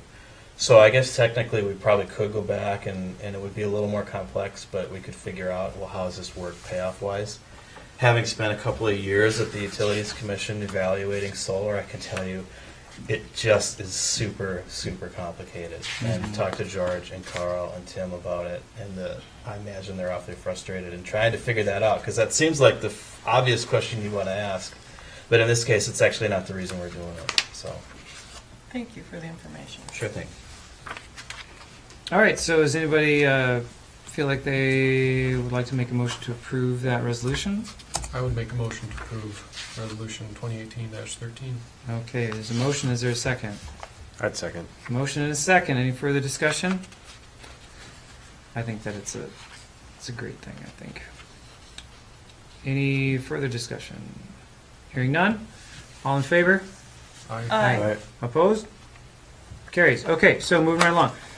So the demolition of the old Thibodeau site up at the top of the hill, it is hideous and dangerous, and so we need to get rid of it. So we put out for bids. We got 2 of them back. We had one that came back for a total cost of about $134,000, and then the other one came back for a total cost of, was it 92? And then there's discounts available for that for the provision of dumpsters. Which we're not going to recommend. Yeah. We take. I think it just makes sense To for them provide our take own care of dumpster it. options. I was gonna say, Take care where of are it we from gonna the top. find dumpsters the size that they're gonna need anyway? Well, the same place that they would find them. Yeah. Exactly. Yeah. So the request is to approve the low bid for the demolition of the Thibodeau area, which would go to the VEIT company, VEIT. Is that how you say that? Vite. Vite? Vite. I always say it wrong. Yeah. Vite. They spell it, it should be V-I-E. It's Vite. V-I, but Vite. Vite. So after we did our RFP, we were informed of a grant program through IRRB that they're opening up on July 2nd to help pay for demolition, which could potentially fund half. No guarantees that it would, no guarantees that we get any money at all. But unfortunately, we wouldn't know if we get that grant, and we wouldn't be able to actually use it until maybe as early as August, maybe even later. So when I contacted Vite just to feel out, well, what was their timing assumption, they were thinking mid to late July was when they were going to do it. I think we will continue the conversation with Vite on could we push it back even further, and would they still be willing to do it, and apply for IRRB funding. So given now what you know, no guarantee to get it, but we could potentially get half of it, but it's going to mean we have to wait maybe another couple of months. Tell me what you want me to do. They can't just reimburse, it has to be. They can't reimburse post.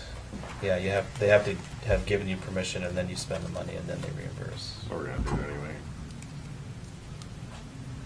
Well, and I'd like- 45,000 compared to if somebody were to unfortunately go on property they shouldn't be on, something happens, get hurt.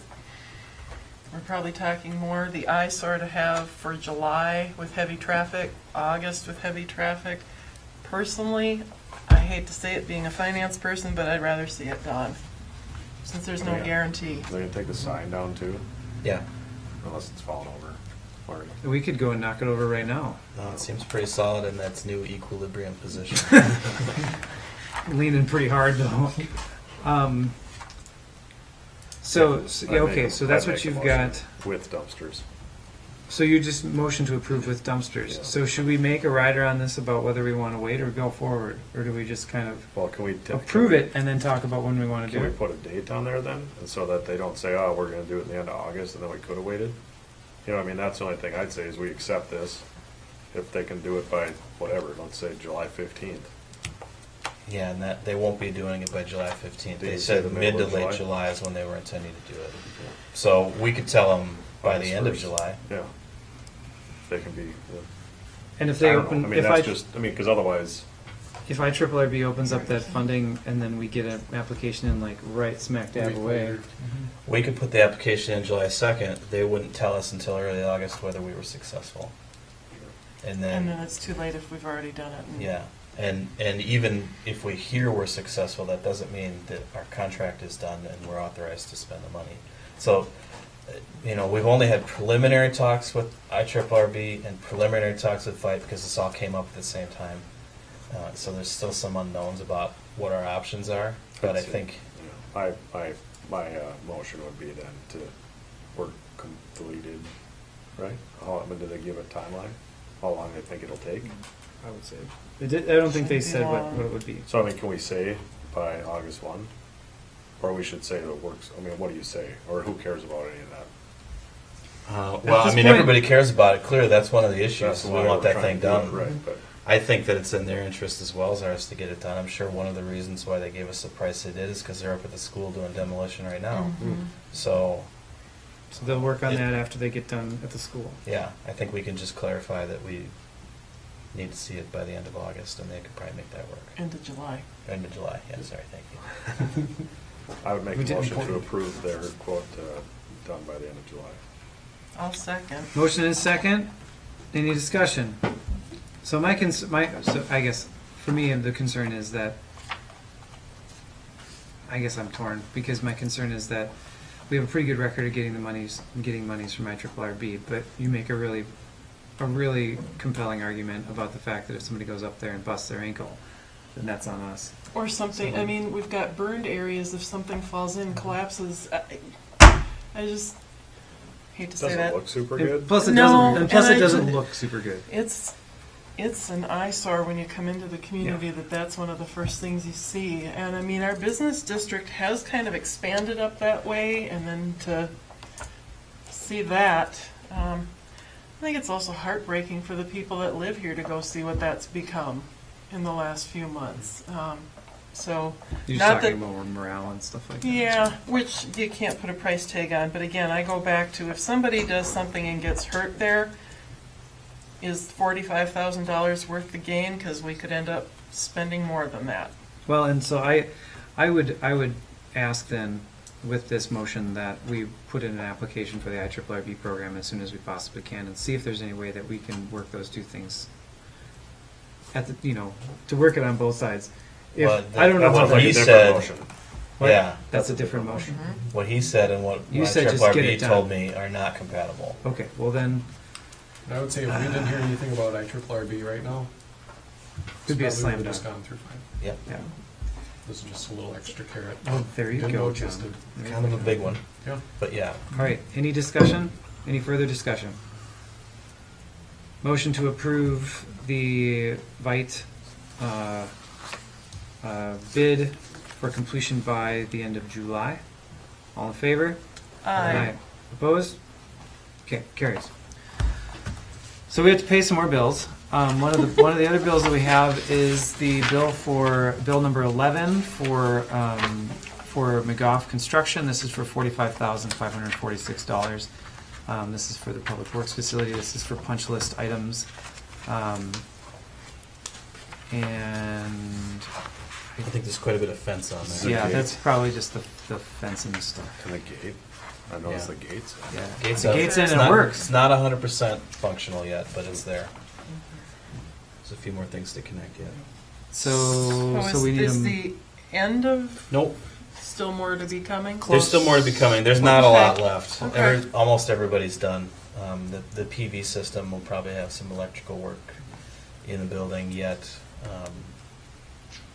Other than that, I think, and the gate getting finished, we're pretty much done. It's pretty exciting. So like 77%. So, Well, that's 77% completion or 77% of the budget? a quick tour of their spreadsheet. The original contract amount is what they're basing the percentage on. That's what I percent thought. complete. The original contract amount is almost 4.7 million, and that's not the total of the actual bids received. So, and we don't have a total of the actual bids received on their spreadsheet, But it's less. but it's going to be less than 4 million. Okay. And so it says 77%, but it's more like 99% of the money's been spent. So, yeah. I motion to approve pay application 11 then for McGuff. There's a motion. $45,546. Motion and a second. Any further discussion? All in favor? Aye. Opposed? Carries. All right, so now we've got this thing on our, you all received an email. Hey, we're just hammering through this stuff. We received an email that had the storm water management plan on it, which is, by my calculation, a 96-page document. I'm sure you all. I actually read it. I tried. You did. I did. You're a nerd. I am a nerd. Of course, about 18 to 25 pages of that was all like Pictures. summary information and Let's say if you you're read an it too, engineer- didn't Thought you might. Yeah. You read it twice. That's confusing. You probably I did- understand it more than I I. did use the read word through the rich. first several It's rich. pages. It is rich. I like that you sent us the executive Yeah. executive summary too. Yeah. But the funny thing is, I almost liked reading the actual plan better I than got the nothing out of executive. the executive summary. Was Really? because Not with compared the to what, like- with the actual plan, Yeah. it actually has all of the, it gives you all of the glossary of terms and stuff like that, and the Background different soil information. types that are present, and all of the You all different work that's surprised me, I done. have to tell you, and that's a good thing. Part of the reason for the executive summary, though, is to help figure out how to communicate this to the public as well. Yeah, Yeah, that's probably and that's better. a good, It's not available for the public yet, right? It's 90% right now, so we don't have it. You're But I welcome. can't find it. No, Okay. it's not that it's not available. I'd be happy to show it to you. So We just haven't haven't- made it available, we but haven't certainly published you it. could look Okay. at it. Yeah, it's- I mean, I this was is looking public. for it, I couldn't find it, so, okay. Yeah. Yeah, I mean, I can email it to you. Just give me your email at the end of the meeting.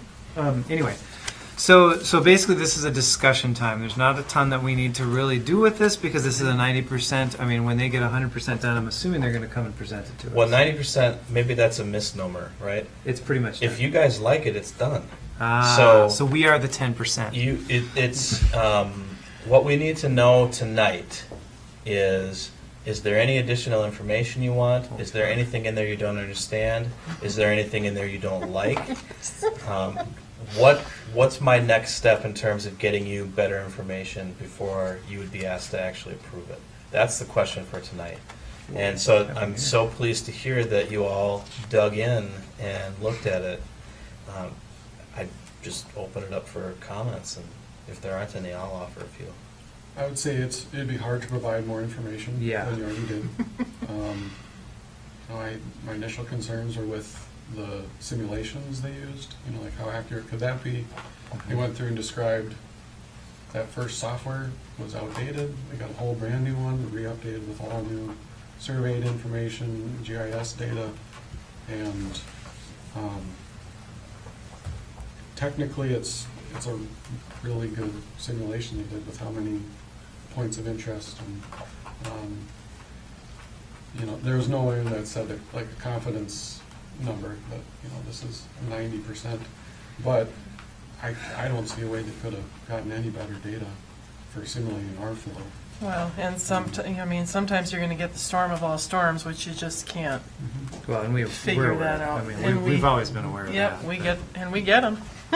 So they do also show a few tables where they compare their simulations to measured results as a way to demonstrate why we might have some confidence in them. Yeah, but I don't think it would even be of a benefit to us to add a confidence level to them.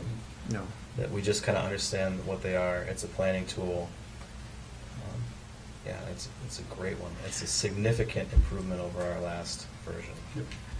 So they've given us multiple options in there of what we want to see or do, or where we can go if we want to go forward. When do we have to make any decisions upon those things? Well, can I just twist your question a little bit, first of all? In this plan, what do you actually have, what is there of any use for you to make a decision about? There's a list of goals that are included in the plan. I think those are things that the city council can decide. Are those our goals or are they not our goals? There's a list of projects in the plan.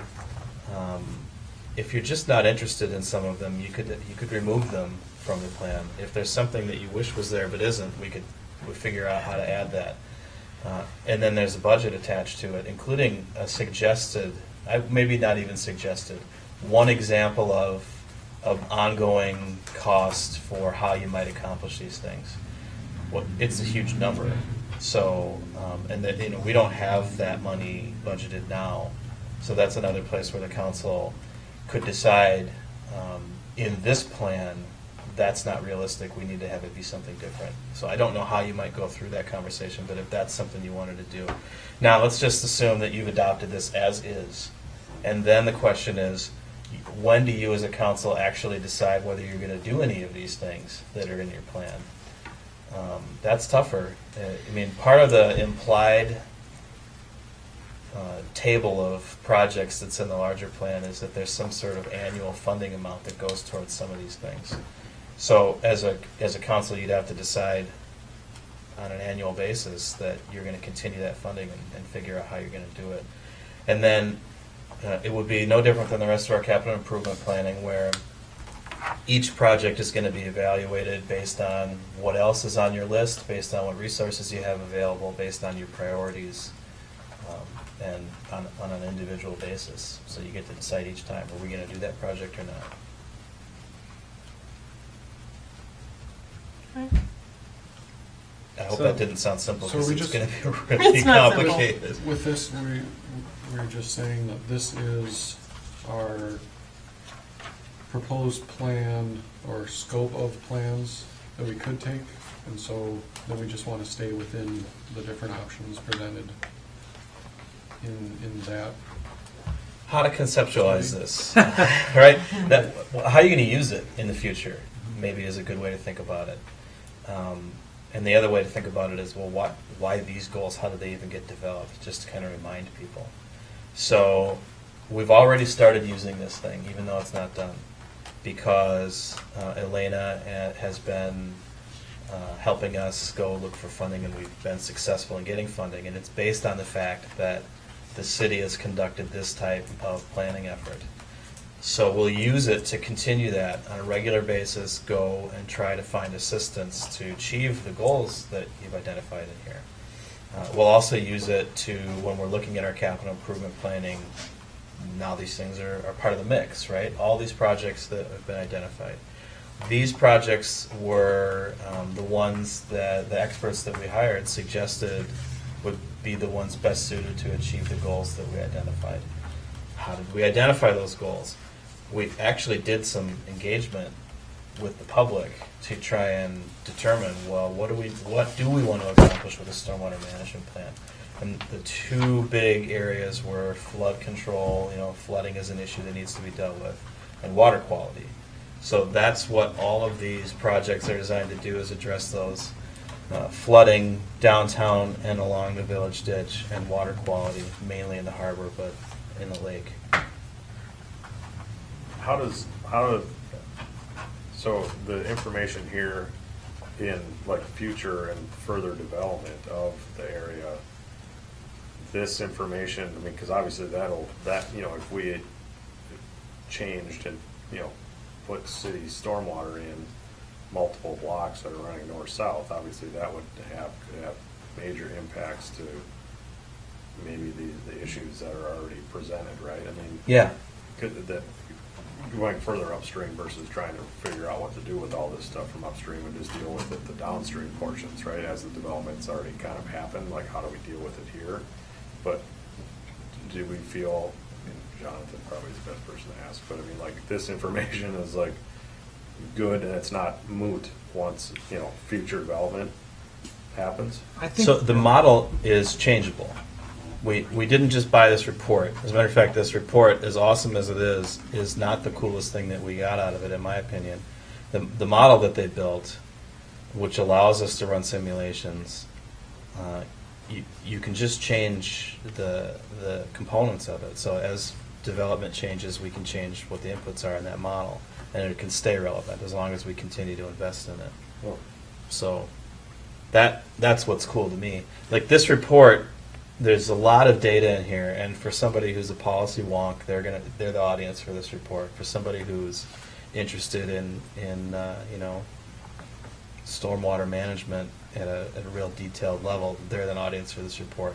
But it's also for engineers who work for potential developers, where we can say, this is information you need to know about our goals, first of all, as a community, but also here's some tools you can use that we're going to ask you to use to demonstrate that what you're building is not going to impact us in a way we don't want to see.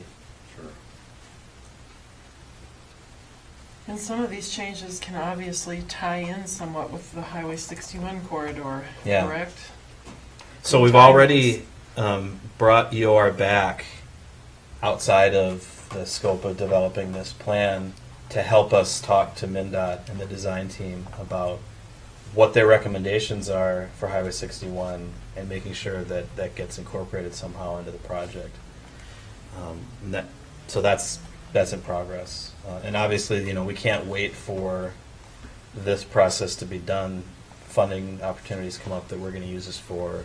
Highway 61's happening. We just have to get going on it. And one of the major things that we're talking about that could potentially affect this year is the Second Street diversion. So to take the stormwater that comes from the east side of downtown and comes to our municipal parking lot and find a different route for it to get to the lake. And some of that work happens in Highway 61 right away, but if they just did that piece in the Highway 61 right away, it would end up with, there wouldn't be anywhere to take it where it needs to go. And so we may decide that we're going to invest some of that money we received in building then this year the system that would be prepared to carry that water, so when MnDOT comes in next year, they can just hook up to it. Which is all reflected in here. Yeah. So it's functioning as the stormwater master plan. Yeah. And then whenever funds or events like reconstruction happens, then we can pick one of those off, and if it's You could change We that can walk model around it. based on the work that happens, right? Once that's You can. changed, then. Yeah. But for the most part, the flow patterns and the drain locations they have, it's Like about- especially down here, I keep thinking like up, you know, in the most undeveloped areas of town. That would where- change it. Right, you know, what that. Yeah, because if what we that change would the do. nature of those wetlands, then it just speeds the water, speeds the water flow down the hill and up. So we're typically, yeah. when we're dealing with wetlands, when we develop wetlands, we basically divert them and we create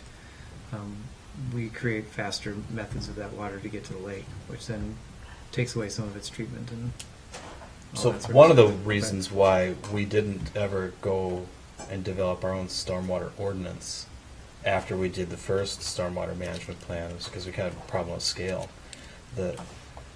Every time somebody builds a single-family home, it's not really practical to go and run the model and see what it's going to do. It's just not. But if 6 people build single-family homes, then it could make a real noticeable impact. With the Nordic Star development, they have engineers that are developing their stormwater management plan. One of the things we talked to EOR about is, well, what would it cost to take what they did and run it through a model? Because that's kind of the perfect type of situation where we would ask a developer, okay, you're building a new road, you're going to build a subdivision. We need you to also then have your engineer run our model and figure out what your infrastructure that you're planning on building is going to do downstream, and then deal with that. So, but how often does that happen? Pretty rarely do we have a developer come and build significant, compared to, say, somebody just popping one house in here and one house there. So learning how to use it at a little smaller scale is something we're going to need to do. But if we're going to use it, then we need to approve it. So, looking through the parts of the plan, I agree with Jonathan that the information that they've presented it's incredible. It seems really good. The goals that they've identified seem to be in line with both the comprehensive plan and things that we have discussed as a council and as a community. The only thing that I would say for it was that with the list of solutions that they provided, you know, I find it hard to believe that the things that they provided were the only options that we have for mitigating that water flow. But it also, you know, it just seems like we're kind of in a pickle when it comes to water flow downtown because we're just 1.5 feet above the lake level anyway. So that's a hard conversation. So that would be the only deficiency that I see Well, from and it. it's not only downtown. It seems to me the last time we had a huge washout, I want to stop and think, is it 5th Avenue West or would it be 4th? At the top of the hill in the Creechville area, the Yeah. whole ditch washed out onto the Gunflint. Yeah, My 4th. husband actually plowed the Gunflint in the summertime with the blade to get Yeah. all the rocks and the things off. Yep. Same thing by George Humphrey's house there between he and Rocky Johnson. That area also came up and washed out. So it's not only downtown, Yeah. it's other areas within the city George limits. is on the village ditch, so that's one of the things we did identify. The business park has issues that are also talked about in this plan. Those are the big ones. Yeah. There's a lot of smaller ones too. Yeah. So Yeah, but it's just not Yeah. downtown. Yeah, I guess that's my only thing that I'd look at. I mean, not to go back on the whole thing, but I mean, if you look at the west side of town with what at some point will probably happen with building, the west side of town, west of 8th Avenue. I mean, we already know that the county, when they redid 7, they put another culvert underneath and they're dumping more water into that, which at some point, those areas are gonna be streets and they're gonna have stormwater and they're gonna have, so I think if we have the model and we know that this is where the water's coming from and this is where everything's gonna tie in, and hopefully it is a plan, because I think what is hard is when you have individual people building homes, kind of like as things become available or as people decide to develop those things, when it's approached as a one-by-one situation, either the burden on the individual is great, or there isn't really a clear answer on like whose problem this is. Stuff that's coming from a quarter-mile away, is ending up on this person's property, and I don't know. I hope that what comes out of this is that there's if this is this individual, because they're deciding to build here, this is their responsibility to deal with this task, that when those things happen, it's done in a way that is, there's a method to it, so that if further development happens, whether it's 5 years from now or 10 years from now, it's not like, oh, everything I spent X to do this, and now all this stuff just is completely useless because somebody built 2 lots up and all that stuff is it doesn't ever make it here anymore. Did you have issues with stuff that you were doing? No. Anton? Not personally, but I mean, we've had projects and that's why Phil's here. I mean, it's just, there are issues like that.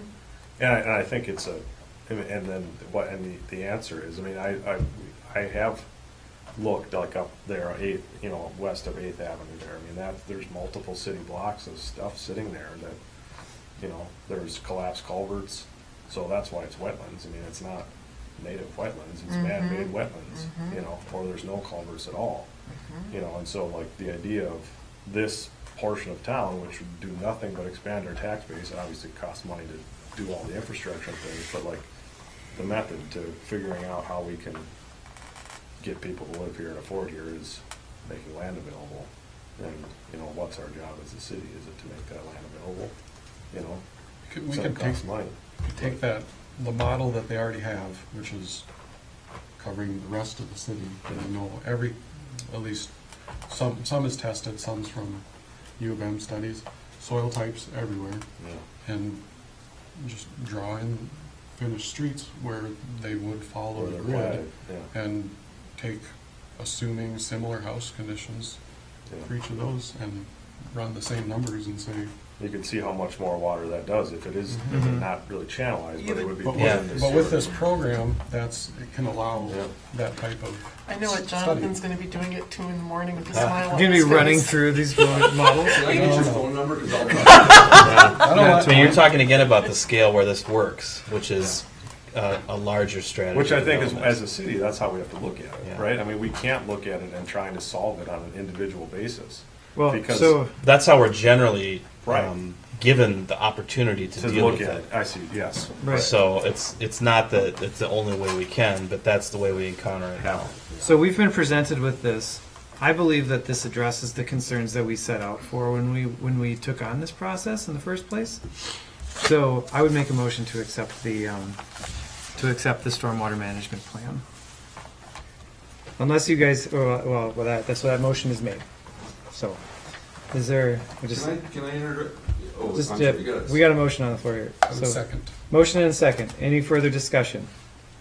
Is there anything that you guys want to see added to this that would swing away from this, or Well, if anything? you're planning on voting before inefficiencies? he talks, I do want to say something. Yeah. Oh, I'm not going to So- vote before he talks. Okay. Well then. Because this is a point for discussion, and that's the reason you've been sitting in this meeting for 2 hours. So- I would just say, you can accept the plan, but not the goals, Is that sort of what you're saying, or are you gonna accept the goals with the plan? With the plan. You're saying you're gonna accept the goals as they are in this plan, but the plan hasn't reached any public yet. So my concern would be, you're gonna accept this plan from Eeyore, with its goals, and, you know, what does that mean then? What does that mean for people that want to build another house or want to do that? Because I don't know what those goals are right now. I can't see that. What I know is that people from the city then talk to Soil and Water, and they say, well, we want to do something like this because this isn't working. And then what? Is that part of the goal, or is it part of, you know, can you accept the general plan without accepting all the goals? You know, I mean, to me, it's confusing. If you're gonna accept all these goals without, you had public input in November and January, or January and February, one of the two, can't remember, but, you know, but that was before the plan was all put together with goals. So to me, you would at least need to have some public input on that, unless you said, we accept the plan, we're not sure we're gonna operate all these goals, but we're gonna use this plan as a tool. And what I got out of It's a dynamite segue, though, for what I wanted to talk about, if you want to Anytime, go there. right, Yeah. Because Patrick has some thoughts on. I mean, yeah, and then Patrick can go too. I mean, all I was gonna say though is like, I think that what I read in with the goals is like that we care about like these things, and that they're giving us options for solving those, not that those solutions are the Okay. ones in any particular order Got that it. we're gonna go. That's the way I read it, but I mean, that's a good point that Phil. Yeah, here's the plan objectives Right. for and the that's- plan is to characterize the drainage area of the city of Grand Marais to better understand how the system operates under existing and future conditions. Identify gaps in the information needed to properly characterize the drainage area, so that would be obviously future developments. Use hydrologic and hydraulic model to assess storm sewer infrastructure. Create the GIS map to view that data. And then engage the public and local business owners in the identification of stormwater-related issues and potential solutions. Develop a 10-year implementation plan that identifies the steps the city of Grand Marais needs to take to address existing and anticipated management issues. Yeah. So And that's all Sounds in good. there. the goals, Sounds good. I mean, that's the plan, so the goals are great. kind of, Yep. I mean, those things are done in this Right. plan. Right. But part of the spirit of the engaging the community in this plan originally, I think, was that we wanted to continue doing that. And so I didn't think that you would just vote and accept this tonight, but rather that we'd figure out if there was any barriers, information, or other questions that you might have to voting and accepting it, but that we would still make an effort over the next month to do some more engagement with the public, even if it's just to inform them that we did this plan here, and if you want to look at it, it's here. And then we would come back after that, let you know what we heard, and then ask you to approve it. That's what we were thinking. Great. That sounds fantastic. So, I withdraw my because- motion. That's awesome that you would do that. Thank you. Yeah. Because this is kind of, we're Push the trying conversation. to develop this ability as an organization to do engagement, and that's one of the reasons, Can they maybe come the up main and do reason a- why Patrick is here. Yeah. Oh, so Patrick can do it. Then he's going to talk a little bit about some of his ideas on that. So to be sure that I'm gonna broke this out is so to be sure that the community has the opportunity to review and understand the stormwater management plan, I'm proposing that we create a short video as well as a written summary, smaller than this summary, more basic than this. Just executive 96 summary. pages. Well, there's a 4-page. I know. I saw that. Just to, Mike and I were talking about to create kind of like 3 levels of, some people just want to know what are they even talking about, and that's what this first blurb summary will be. Then if they've heard that and they're more interested, they can jump into the executive summary, and then in the executive summary, it outlines where you can find certain information. So, proposing creating a video as well as making all of these available in written form on the website, as well as potentially looking at other new media outlets. Awesome. Yeah, that sounds great. I like Wonderful. When he says creating video, he may ask some of you to be characters in this video because you are the people that are considering this plan. So. that. Characters? Yeah.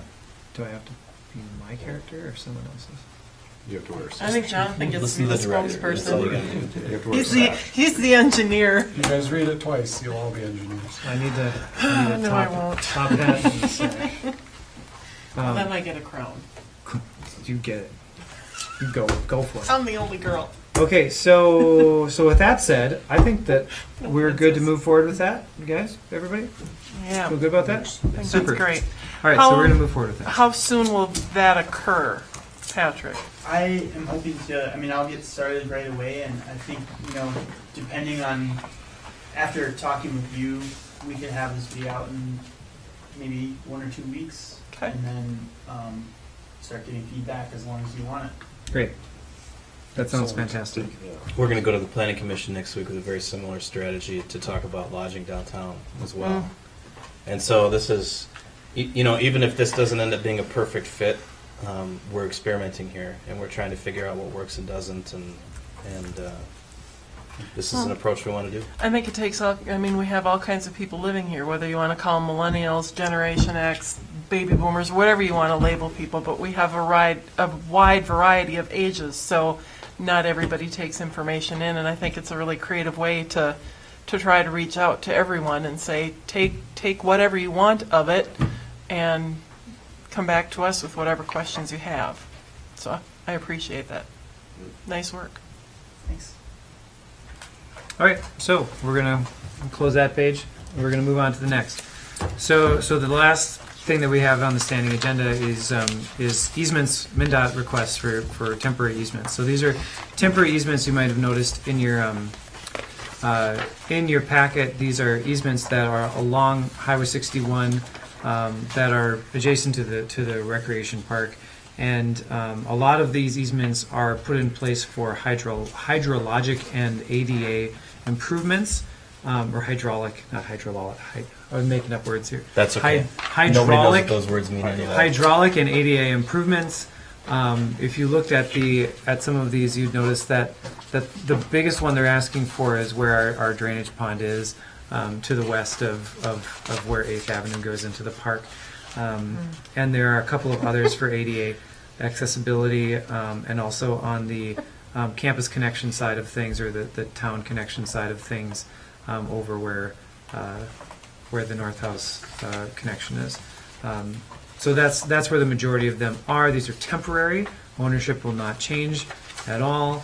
Land will be fully restored, at least as good as where it is right now. And they're asking us for temporary easements. Do you have anything you want to say about that to clarify? They have other city-owned properties where they'll be seeking temporary easements from us. These, the approach here is specific to this property because it's the rec park and because it's some of the funding that's attached to it that they just have to be particularly careful about. So obviously we don't have any issues with any of the things that they're planning on doing, so I'd recommend that you just approve it. Do we need to run this to the park board too, or just let them know? I mean, as we know more about what construction activities are going to occur and the staging of it. The page 6 of 6 hydraulic repairs. That's the community landing, that area. Mm-hmm. Yeah. That eastern corner. Yep. Is that just similar treatment to what they're doing right below 8th? I think that what they're going to try and do is they're going to try and make that be less of a silt catch. Okay. Because that was the comment when I was talking to Mike Kallenbeck about this in the first place. He said that it's a great idea, but it's not functioning very well. So they're just having way too much buildup of silt and sand and things like that. So they're gonna try and figure out ways to make that work with the current design. The level of detail they're at with the design effort here is they know they're going to affect this area. Okay. They don't have any designs done on what they're actually going to do work-wise. Yep. Very good. Cool. So, does anybody have a strong feeling about a motion to approve this? I'll make a motion. There's a motion. Is there a second for that? I will second. Motion and a second. Any further discussion about it? Hearing none, all in favor? Aye. Opposed? Carries. All right, so, well done, everyone. So we're gonna go to council and staff reports. Mr. Moody. None. Mr. Steckelberg.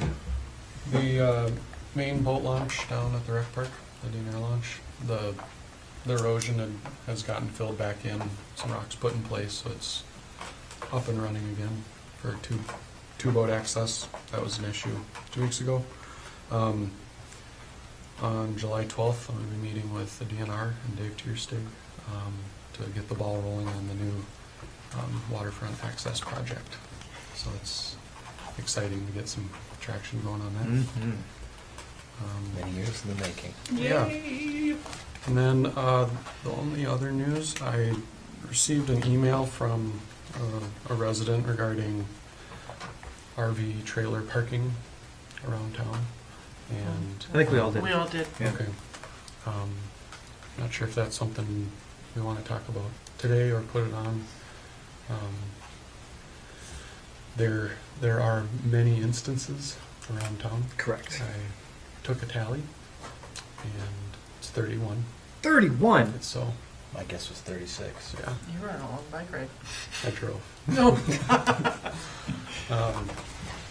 But, So so, it has to it's do with front yard, right? front, Yeah. and, yep, Side. Well, yours is technically in the back. I didn't count yours. doesn't it come back to basically all city ordinances and how we want Right, to that or was not the- Yep. enforce? Yeah, so I So- responded so- to this email, and I responded with, you know, a little bit of background about the process that we as a city council have entered into by doing a comprehensive plan, and you know, and then having that lead into the potential recodifying of the city code, so that we can look through all the stuff that we that already exists and see where it stands and how we need to change it so that it is in compliance with the comprehensive plan, and then how that could impact the enforcement activities that we have, which would then probably spur a recalculation or a renegotiation of our contract with the sheriff. You know, so there's just like this bigger project that you know, that we've already started the process of working on, but that it's a very slow process. I mean, you literally just described a lifetime project there. Mm-hmm. So, But what do we do now? yeah. You know, I mean, because like, are we gonna change if we think about things that we know we wanna change and things that like probably aren't gonna be like, yeah, let's just let RVs park in people's front yards. Well, and I think that's something that we certainly need to talk to on an ordinance level, you know, because it's, right now the ordinance says you can't park RVs in the front yard Or street. Or the street. or the street. It has to be a rear yard or garage. Right. That's, Mhm. So, Cut and yeah, dry. what is the recourse for, I mean, I actually know, I mean, we had issues with, burning trash, Yeah. and the chimney was like right at our, like, level of our house, you know, it's down.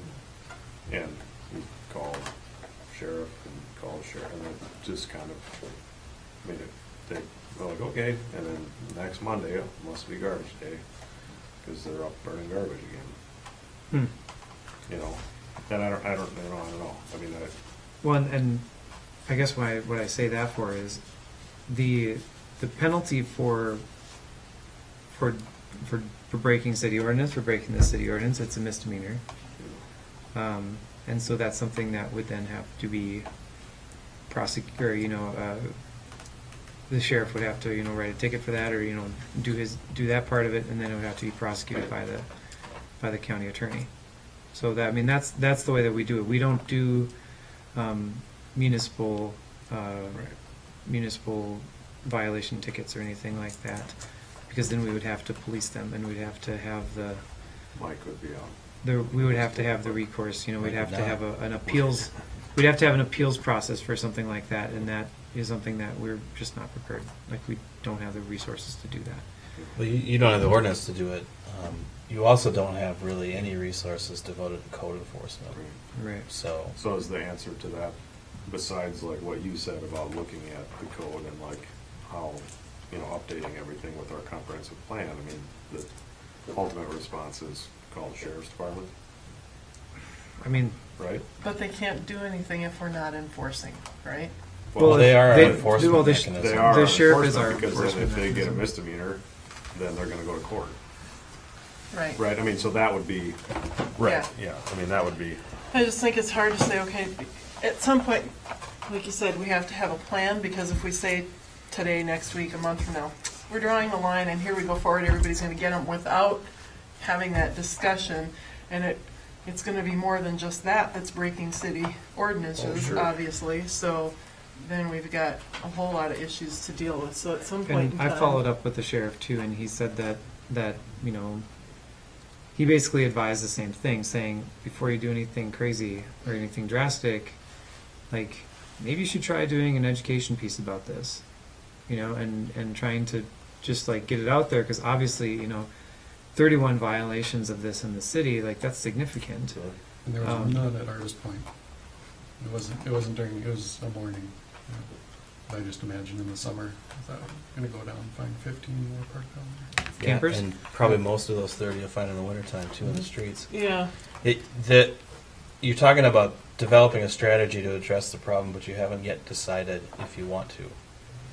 So is this an ordinance you're interested in enforcing or not, I think is the most important question to deal with first. And if you are interested in enforcing it, then we can develop some strategies to go that direction. And if you're not interested in enforcing it, then we'll bring you an amendment so that it goes away. And if you don't know yet, well, then we need to talk about how you make that decision. But I don't think it's worth talking about anything else until you decided that. I think if we could get this, I'm not sure what the next agenda is looking like, but if there was an open discussion time, just to have it as an agenda item to discuss, that might help. I think that Get some ground on it. One I of the think things I that's told her was not a that bad I would idea. also put it on the planning commission's agenda. Okay. And they meet next week. Let's And have them so talk about it They'll first. have a conversation about it, and then Tim can bring that to, I hope Tim's gonna be there, because I won't be at the next council meeting, so. Well, Patrick can fill you in, because he'll be at the planning commission. Okay. Okay. Good. Well, I think that sounds like at least a way to move it forward a little bit. So, okay. Just Anything let else? people make sure that they're getting heard and Mm-hmm. we're taking account. So I would agree. that's it. I don't have anything. I do have a question of Patrick maybe, is I know we had an original kind of strategic meeting planned that was canceled. Have we moved forward with are we any closer to any new dates? We are. We're looking at Monday, the 9th, but we need to pin down a couple people. Anton's in. Are you available at 10? I kept thinking, the only reason I didn't kept going further in the calendar is because I thought the thing was to try and do it in June, so that's why I kind of. I gave up trying to figure out every single time that I could be there or not be there, because I could flex the next day, so. I know. And I have, as of Monday, I will have no staff person to assist me in answering phones, so my schedule, but I think I can work with Duluth to hopefully help me out. By the 9th. Yeah, but I'm hoping maybe it's a smaller session, is it a full 6 hour you're looking at? That's what we were looking at. Okay. I mean, Well, that we might- can do it less than that. The cost for that is we need to find another date that works for people. Yeah, you know what, go forward with it, I'll try and do what I can, even if I can get there for bits of it. I don't know what will happen, but Okay. I know that it's extremely important, it's important to me, so I will try and do what I can. Okay. So it's going to start at 10 or 11, and depending upon our last moving piece, we'll figure that out, and potentially go all the way to 5. So we've got an agenda kind of sketched out. And, yeah, we'll have parties up, definitely. Will it be? Is it scheduled now? The 9th. Okay. It's on. So I need to put that in my calendar. Yeah. Are we thinking here or somewhere? You Well, don't know yet. Working we'll on do it that. somewhere else probably, Okay. but we'll let you know. We haven't booked a room I'm yet. gonna put Yeah. it from starting 10 or at 11, right? Yeah. How about 10? That's 10 work for you. Thanks. It took a lot of effort. Oh shoot, I didn't put any data or any name on it. Anyway. Would you glob of email time, that so it's confirmation called. out too? Yes, please do that. I'm sure we'll all get the, Yeah, and we'll email you an agenda, and we'll email you a reminder, and we'll come and track you down if you don't show up, because It's a possibility that'll happen. that was all I had. I just had that. Thank you. You said till 5? Possibly. Cool. Well, we're so efficient, we're just gonna really hammer it out. It's really Yeah. actually hard to imagine getting this all done in one session. We don't have- And so we probably will shorten it up and find a second date. Okay. All right, anything else? No, that's it. Okay, so I had library board meeting on Monday night, and we talked about a couple of policies. We revised the borrower policy that the library had, because the previous policy was 3 pages long. It was really convoluted and really confusing to understand. There were a number of different categories based on whether you owned property in Cook County or whether you didn't, and it was completely unnecessary, and it wasn't in line with the state law and with what the other library systems that we work with have. So now basically you have resident borrower, and a resident borrower is anybody who lives in Cook County. It's like your address is in Cook County, and that way you can have a Cook County card. Then there's non-resident borrowers, which basically then you register your card from whatever community you have your home library in. So like if you're from Edina, then you bring your Edina library card up here and you register that at our library, and you can use it just like a regular library here, but you cannot access our ebook collections and things like that. And this is the way that they want it done for the state, because then it shows the records of where people are actually borrowing those books. And then you can be an out-of-state borrower, which is basically everybody else who doesn't live in Minnesota. And then for $10 you can get a 3-month temporary library card, which then provides you access to the library. So everyone who wants to have access to the library can have access to the library. The $10 fee is basically just to cover the potential services of participating in the library. So that's the way that works. I don't know if we really.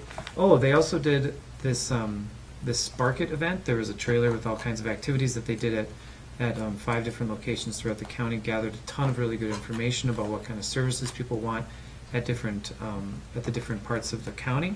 From the library, so there's going to be more coming about that. It was a really successful event. So that's about it. Cool. I don't think I have anything else. Quick question, I guess, to backtrack to the beginning of the night.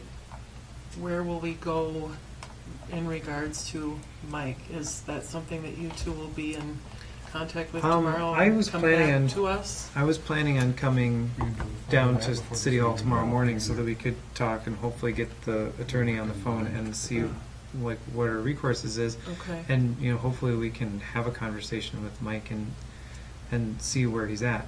Okay. It would have been Is this nice personnel committee or? to know that was Well, maybe happening. We were out of the loop. I had no idea. About the golf course thing? Yeah. I mean, that the Personnel golf committee course did was- meet. Yeah. Did meet What to talk would have about been it. on your agenda tonight, that if it wasn't ridiculously self-apparent, that Mike has submitted his resignation as of July 10th. So, there you go. Well, right. It was Just happened. apparent after about 15 minutes of Yeah. wondering. I thought the Who are club What are we these people? talking What are about? they doing here? Yeah. Well, it's tough to. I think that everybody handled it pretty well, but obviously, no one in the room knows what happened. So, I mean, they've all got their own stories that they've been telling, and Okay. partially based on things that are real, and partially based on things that are not. And it's not even the point, right? I mean, they have a goal, which is to try and continue the operation of the golf course and try to make sure that the guy that they like gets treated well. And I just thought- we have those goals I- too. We just have some other I was goals gonna as say, well. I think my goal is to keep the golf course open and functional, and I think that as we move forward, and maybe it's a park board thing, But I think they're right in talking about a strategic plan, and, you know, because something's always lost money doesn't mean it has to. The swimming pool was something that we never could quite dig ourselves out of the hole from. But I think we've got some other opportunities at the golf course, and that may be something that the park board goes back and talks about and reviews and says, Well, the biggest thing with the park board is, from the first meeting that I had with them, it was apparent that we're gonna need to fill this position within this year. And they're talking about, well, should we work on it now or later? I said, we need to get on this now, because this is like there's specific skills here that you just Yeah. can't find. Right. And up until a month ago, when we proved, the new rough mower, and like, where I was, I thought This is great. things Things are were going as good. normal. I mean, yeah, the winter put the greens in really rough Yeah. shape, but then showed up tonight, and I had no Things one were notified me normal a month that- ago. that he had put in Sure. a quick letter of resignation. Yeah. I'm Well- not sure if there was a way that I could have been notified of that, but would have saved just a little bit of looking like deer in headlights for me for 15 minutes. Well, I Just apologize for because that. I feel, I get the golf update from him every month, and I just felt really disconnected, so. I just thought something, that's what I asked Jonathan, I was like, what did I miss when I was gone? I thought I that, don't know. yeah, and then I was like, oh. You I go thought- away on vacation, everything goes down. Yeah, all right, tell me well, about it. I think that the city, because we may not be here, some of us come January 1, but I think the city has some opportunities to learn from this. I think that we have some opportunities to grow. I would like to see the golf course open. I would like to eventually see, and maybe it's in a 5-year plan, where we start turning a profit again, what we can do. Part of leadership is also looking at people behind you who you have for workers, and can we start training them to move in and take the next job? You kind of start as a McDonald's worker, and maybe someday you're running your own company type thing that we're building along. All very big plans, nonchalant, but I guess I just would like to know that we'll hear back something from you two. I guess assume we'll be entering some more conversation, hopefully, and we'll be coming back to talk to us. I can tell you that Mike, with absolutely no equivocation, told me he's not coming back. So, that, as far as I'm concerned, that was a room full of people that are talking about an option that doesn't exist. Okay. He's not coming back. Now, So, does that mean you shouldn't have one more conversation with him? No, have as many as you want, Okay. and hopefully he'll change his mind. I don't think he's going to change his mind. but I mean, Been very clear with me. I guess that's this is my third year, and not like saying that, well, because I wasn't here for 27 years, I didn't know that. But again, if like the good level of like reviews is every 5 years, and like we see them in October when it's time for budgets, and it seems like a positive meeting. Like, I guess I'm not on the personnel committee, right? I don't know when people review and that kind of stuff. I'm not like saying but that's crap, 27 years and not having a review, if that's really the truth, like, that's Yes. not appropriate, no matter what your job is. Well, and I went back to that and asked Mike, in all fairness, what does he get for feedback from the council? Yeah. And other than our meetings, there's never any type of review for the city administrator Right. position. I don't agree with that either. I think Right. it's the council's job, and yes, we have meetings here with Mike. We also have private conversations with Mike. Right. He has people who work in an office with him that I think we should be going back and saying, hey, how are you treated by the city administrator? Do you feel you have good communication? Do you feel Right. you have good dialogue? Those things. And then coming back and having that dialogue with Mike. Now, whether or not Chris would be able to tell us whether that is an open or a closed session, but I think that the council is responsible to do that as well for him. I think he or that position deserves that dialogue. So were you saying in 2004 was the last time you had a review, or the last time you did the points Yeah, thing? so we're mixing up Two things. the terminology here. Yeah, that's all. Because the I was review- that's just clarifying. out of those- Reviews So if have to you're do with talking the about- ROI. Right. And so the last time that he had the ROI done for him was 2004. Okay. Job performance Now, evaluation. As far as every year, job performance however you wanna say it. evaluations, Right. I have conversations with Mike multiple well, usually multiple times a week, that could be broken down as performance evaluation conversations, where I go in and I ask him how things are going, and I get feedback from him, and I tell him things that I've been hearing. And so those kinds of things happen. They're very informal, and so I get that that's Yeah. part of the problem, is what you're saying, is that we need to formalize this stuff. And so that we have a something should be in a process. personnel record, Yeah. that But, it's been yeah. done. And it should be done yearly. That is not different from many other large places. And truthfully, in an HR perspective, if Mike Quincher wanted to say, I've got an issue and I'm going to go back and sue the city, some of those things are going to come up as to, hey, if I look back in his file, you don't have anything here. We're in trouble. I think we're going to be in trouble. Well, I don't think we're in trouble. He resigned. We Right. would welcome him back. So So, I there's mean, not and an issue that's, there. and I don't, maybe we don't get into all this because of, I don't know, understand like how it went from how it went from last year to with the retiring announcement to, well, what, it's been at least a month and a half of back out there getting stuff ready, to this. He recently came to understand that this occurred. The, He just recently found out that, not that it hasn't been out there, because it was done on city agendas, it's been done at city meetings that are taped, it's all been out in the public, but he came to find out that this happened, and that he was not part of it. Six of the city supervisor department heads had been reassessed. oh, But that That's three where of them this had started not. from. okay. And that he felt that he should have been reassessed with the rest. Okay. All right. Yeah, that's the story. Thanks. Anything else from you? So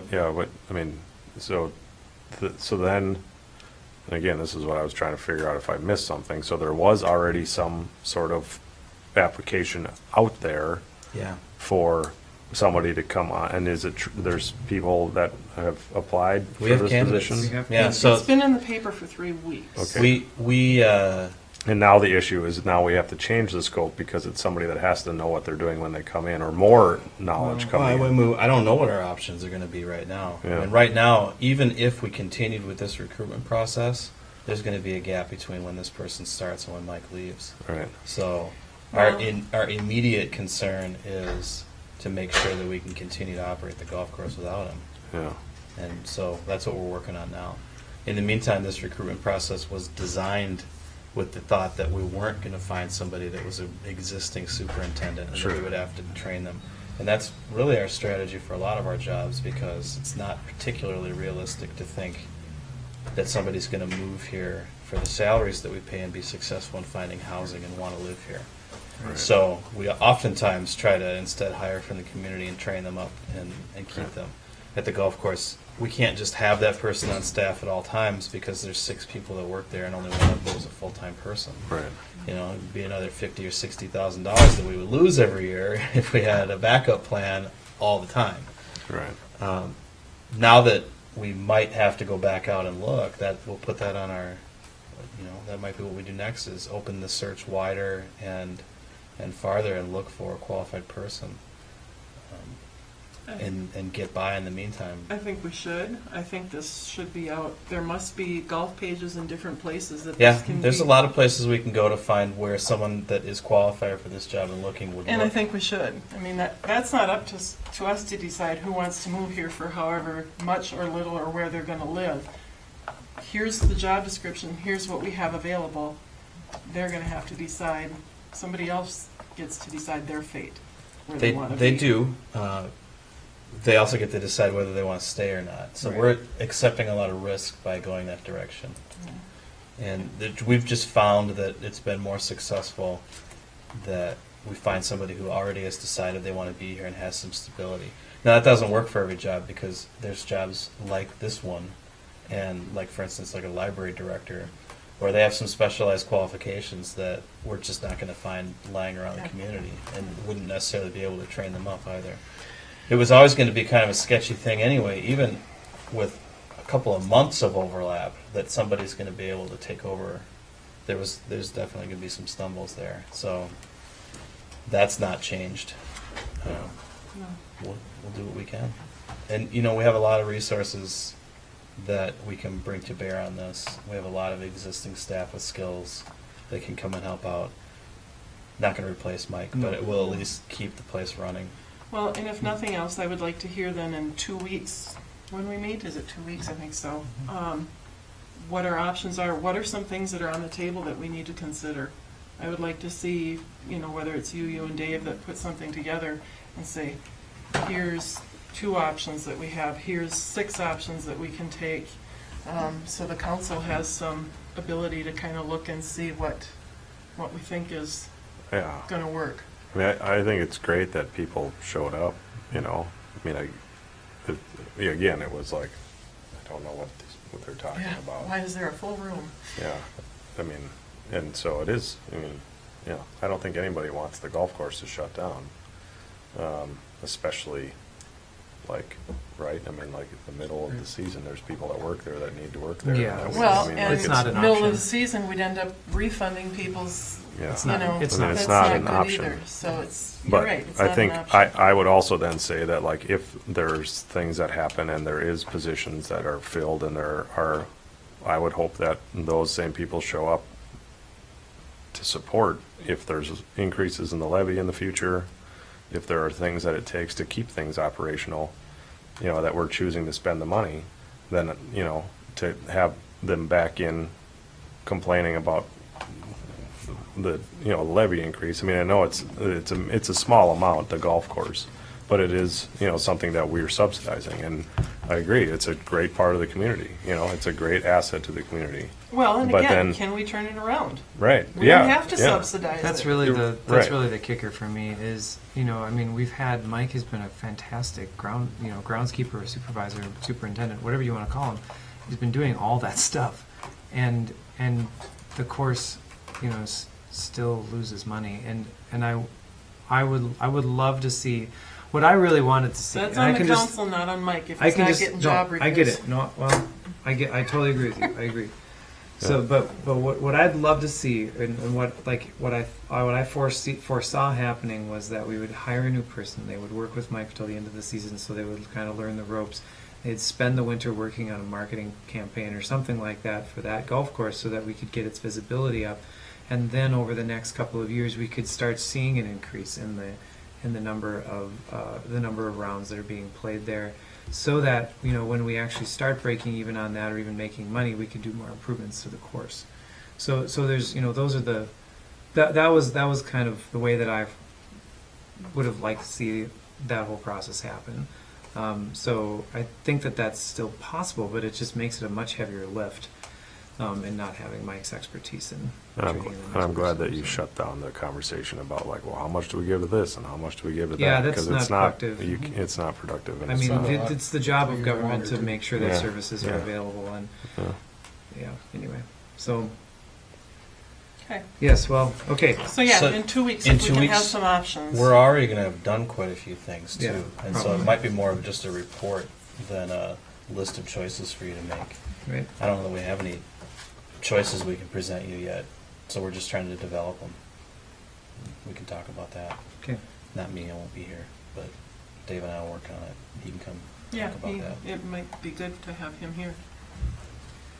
All right, Thank you. adjourned. We didn't have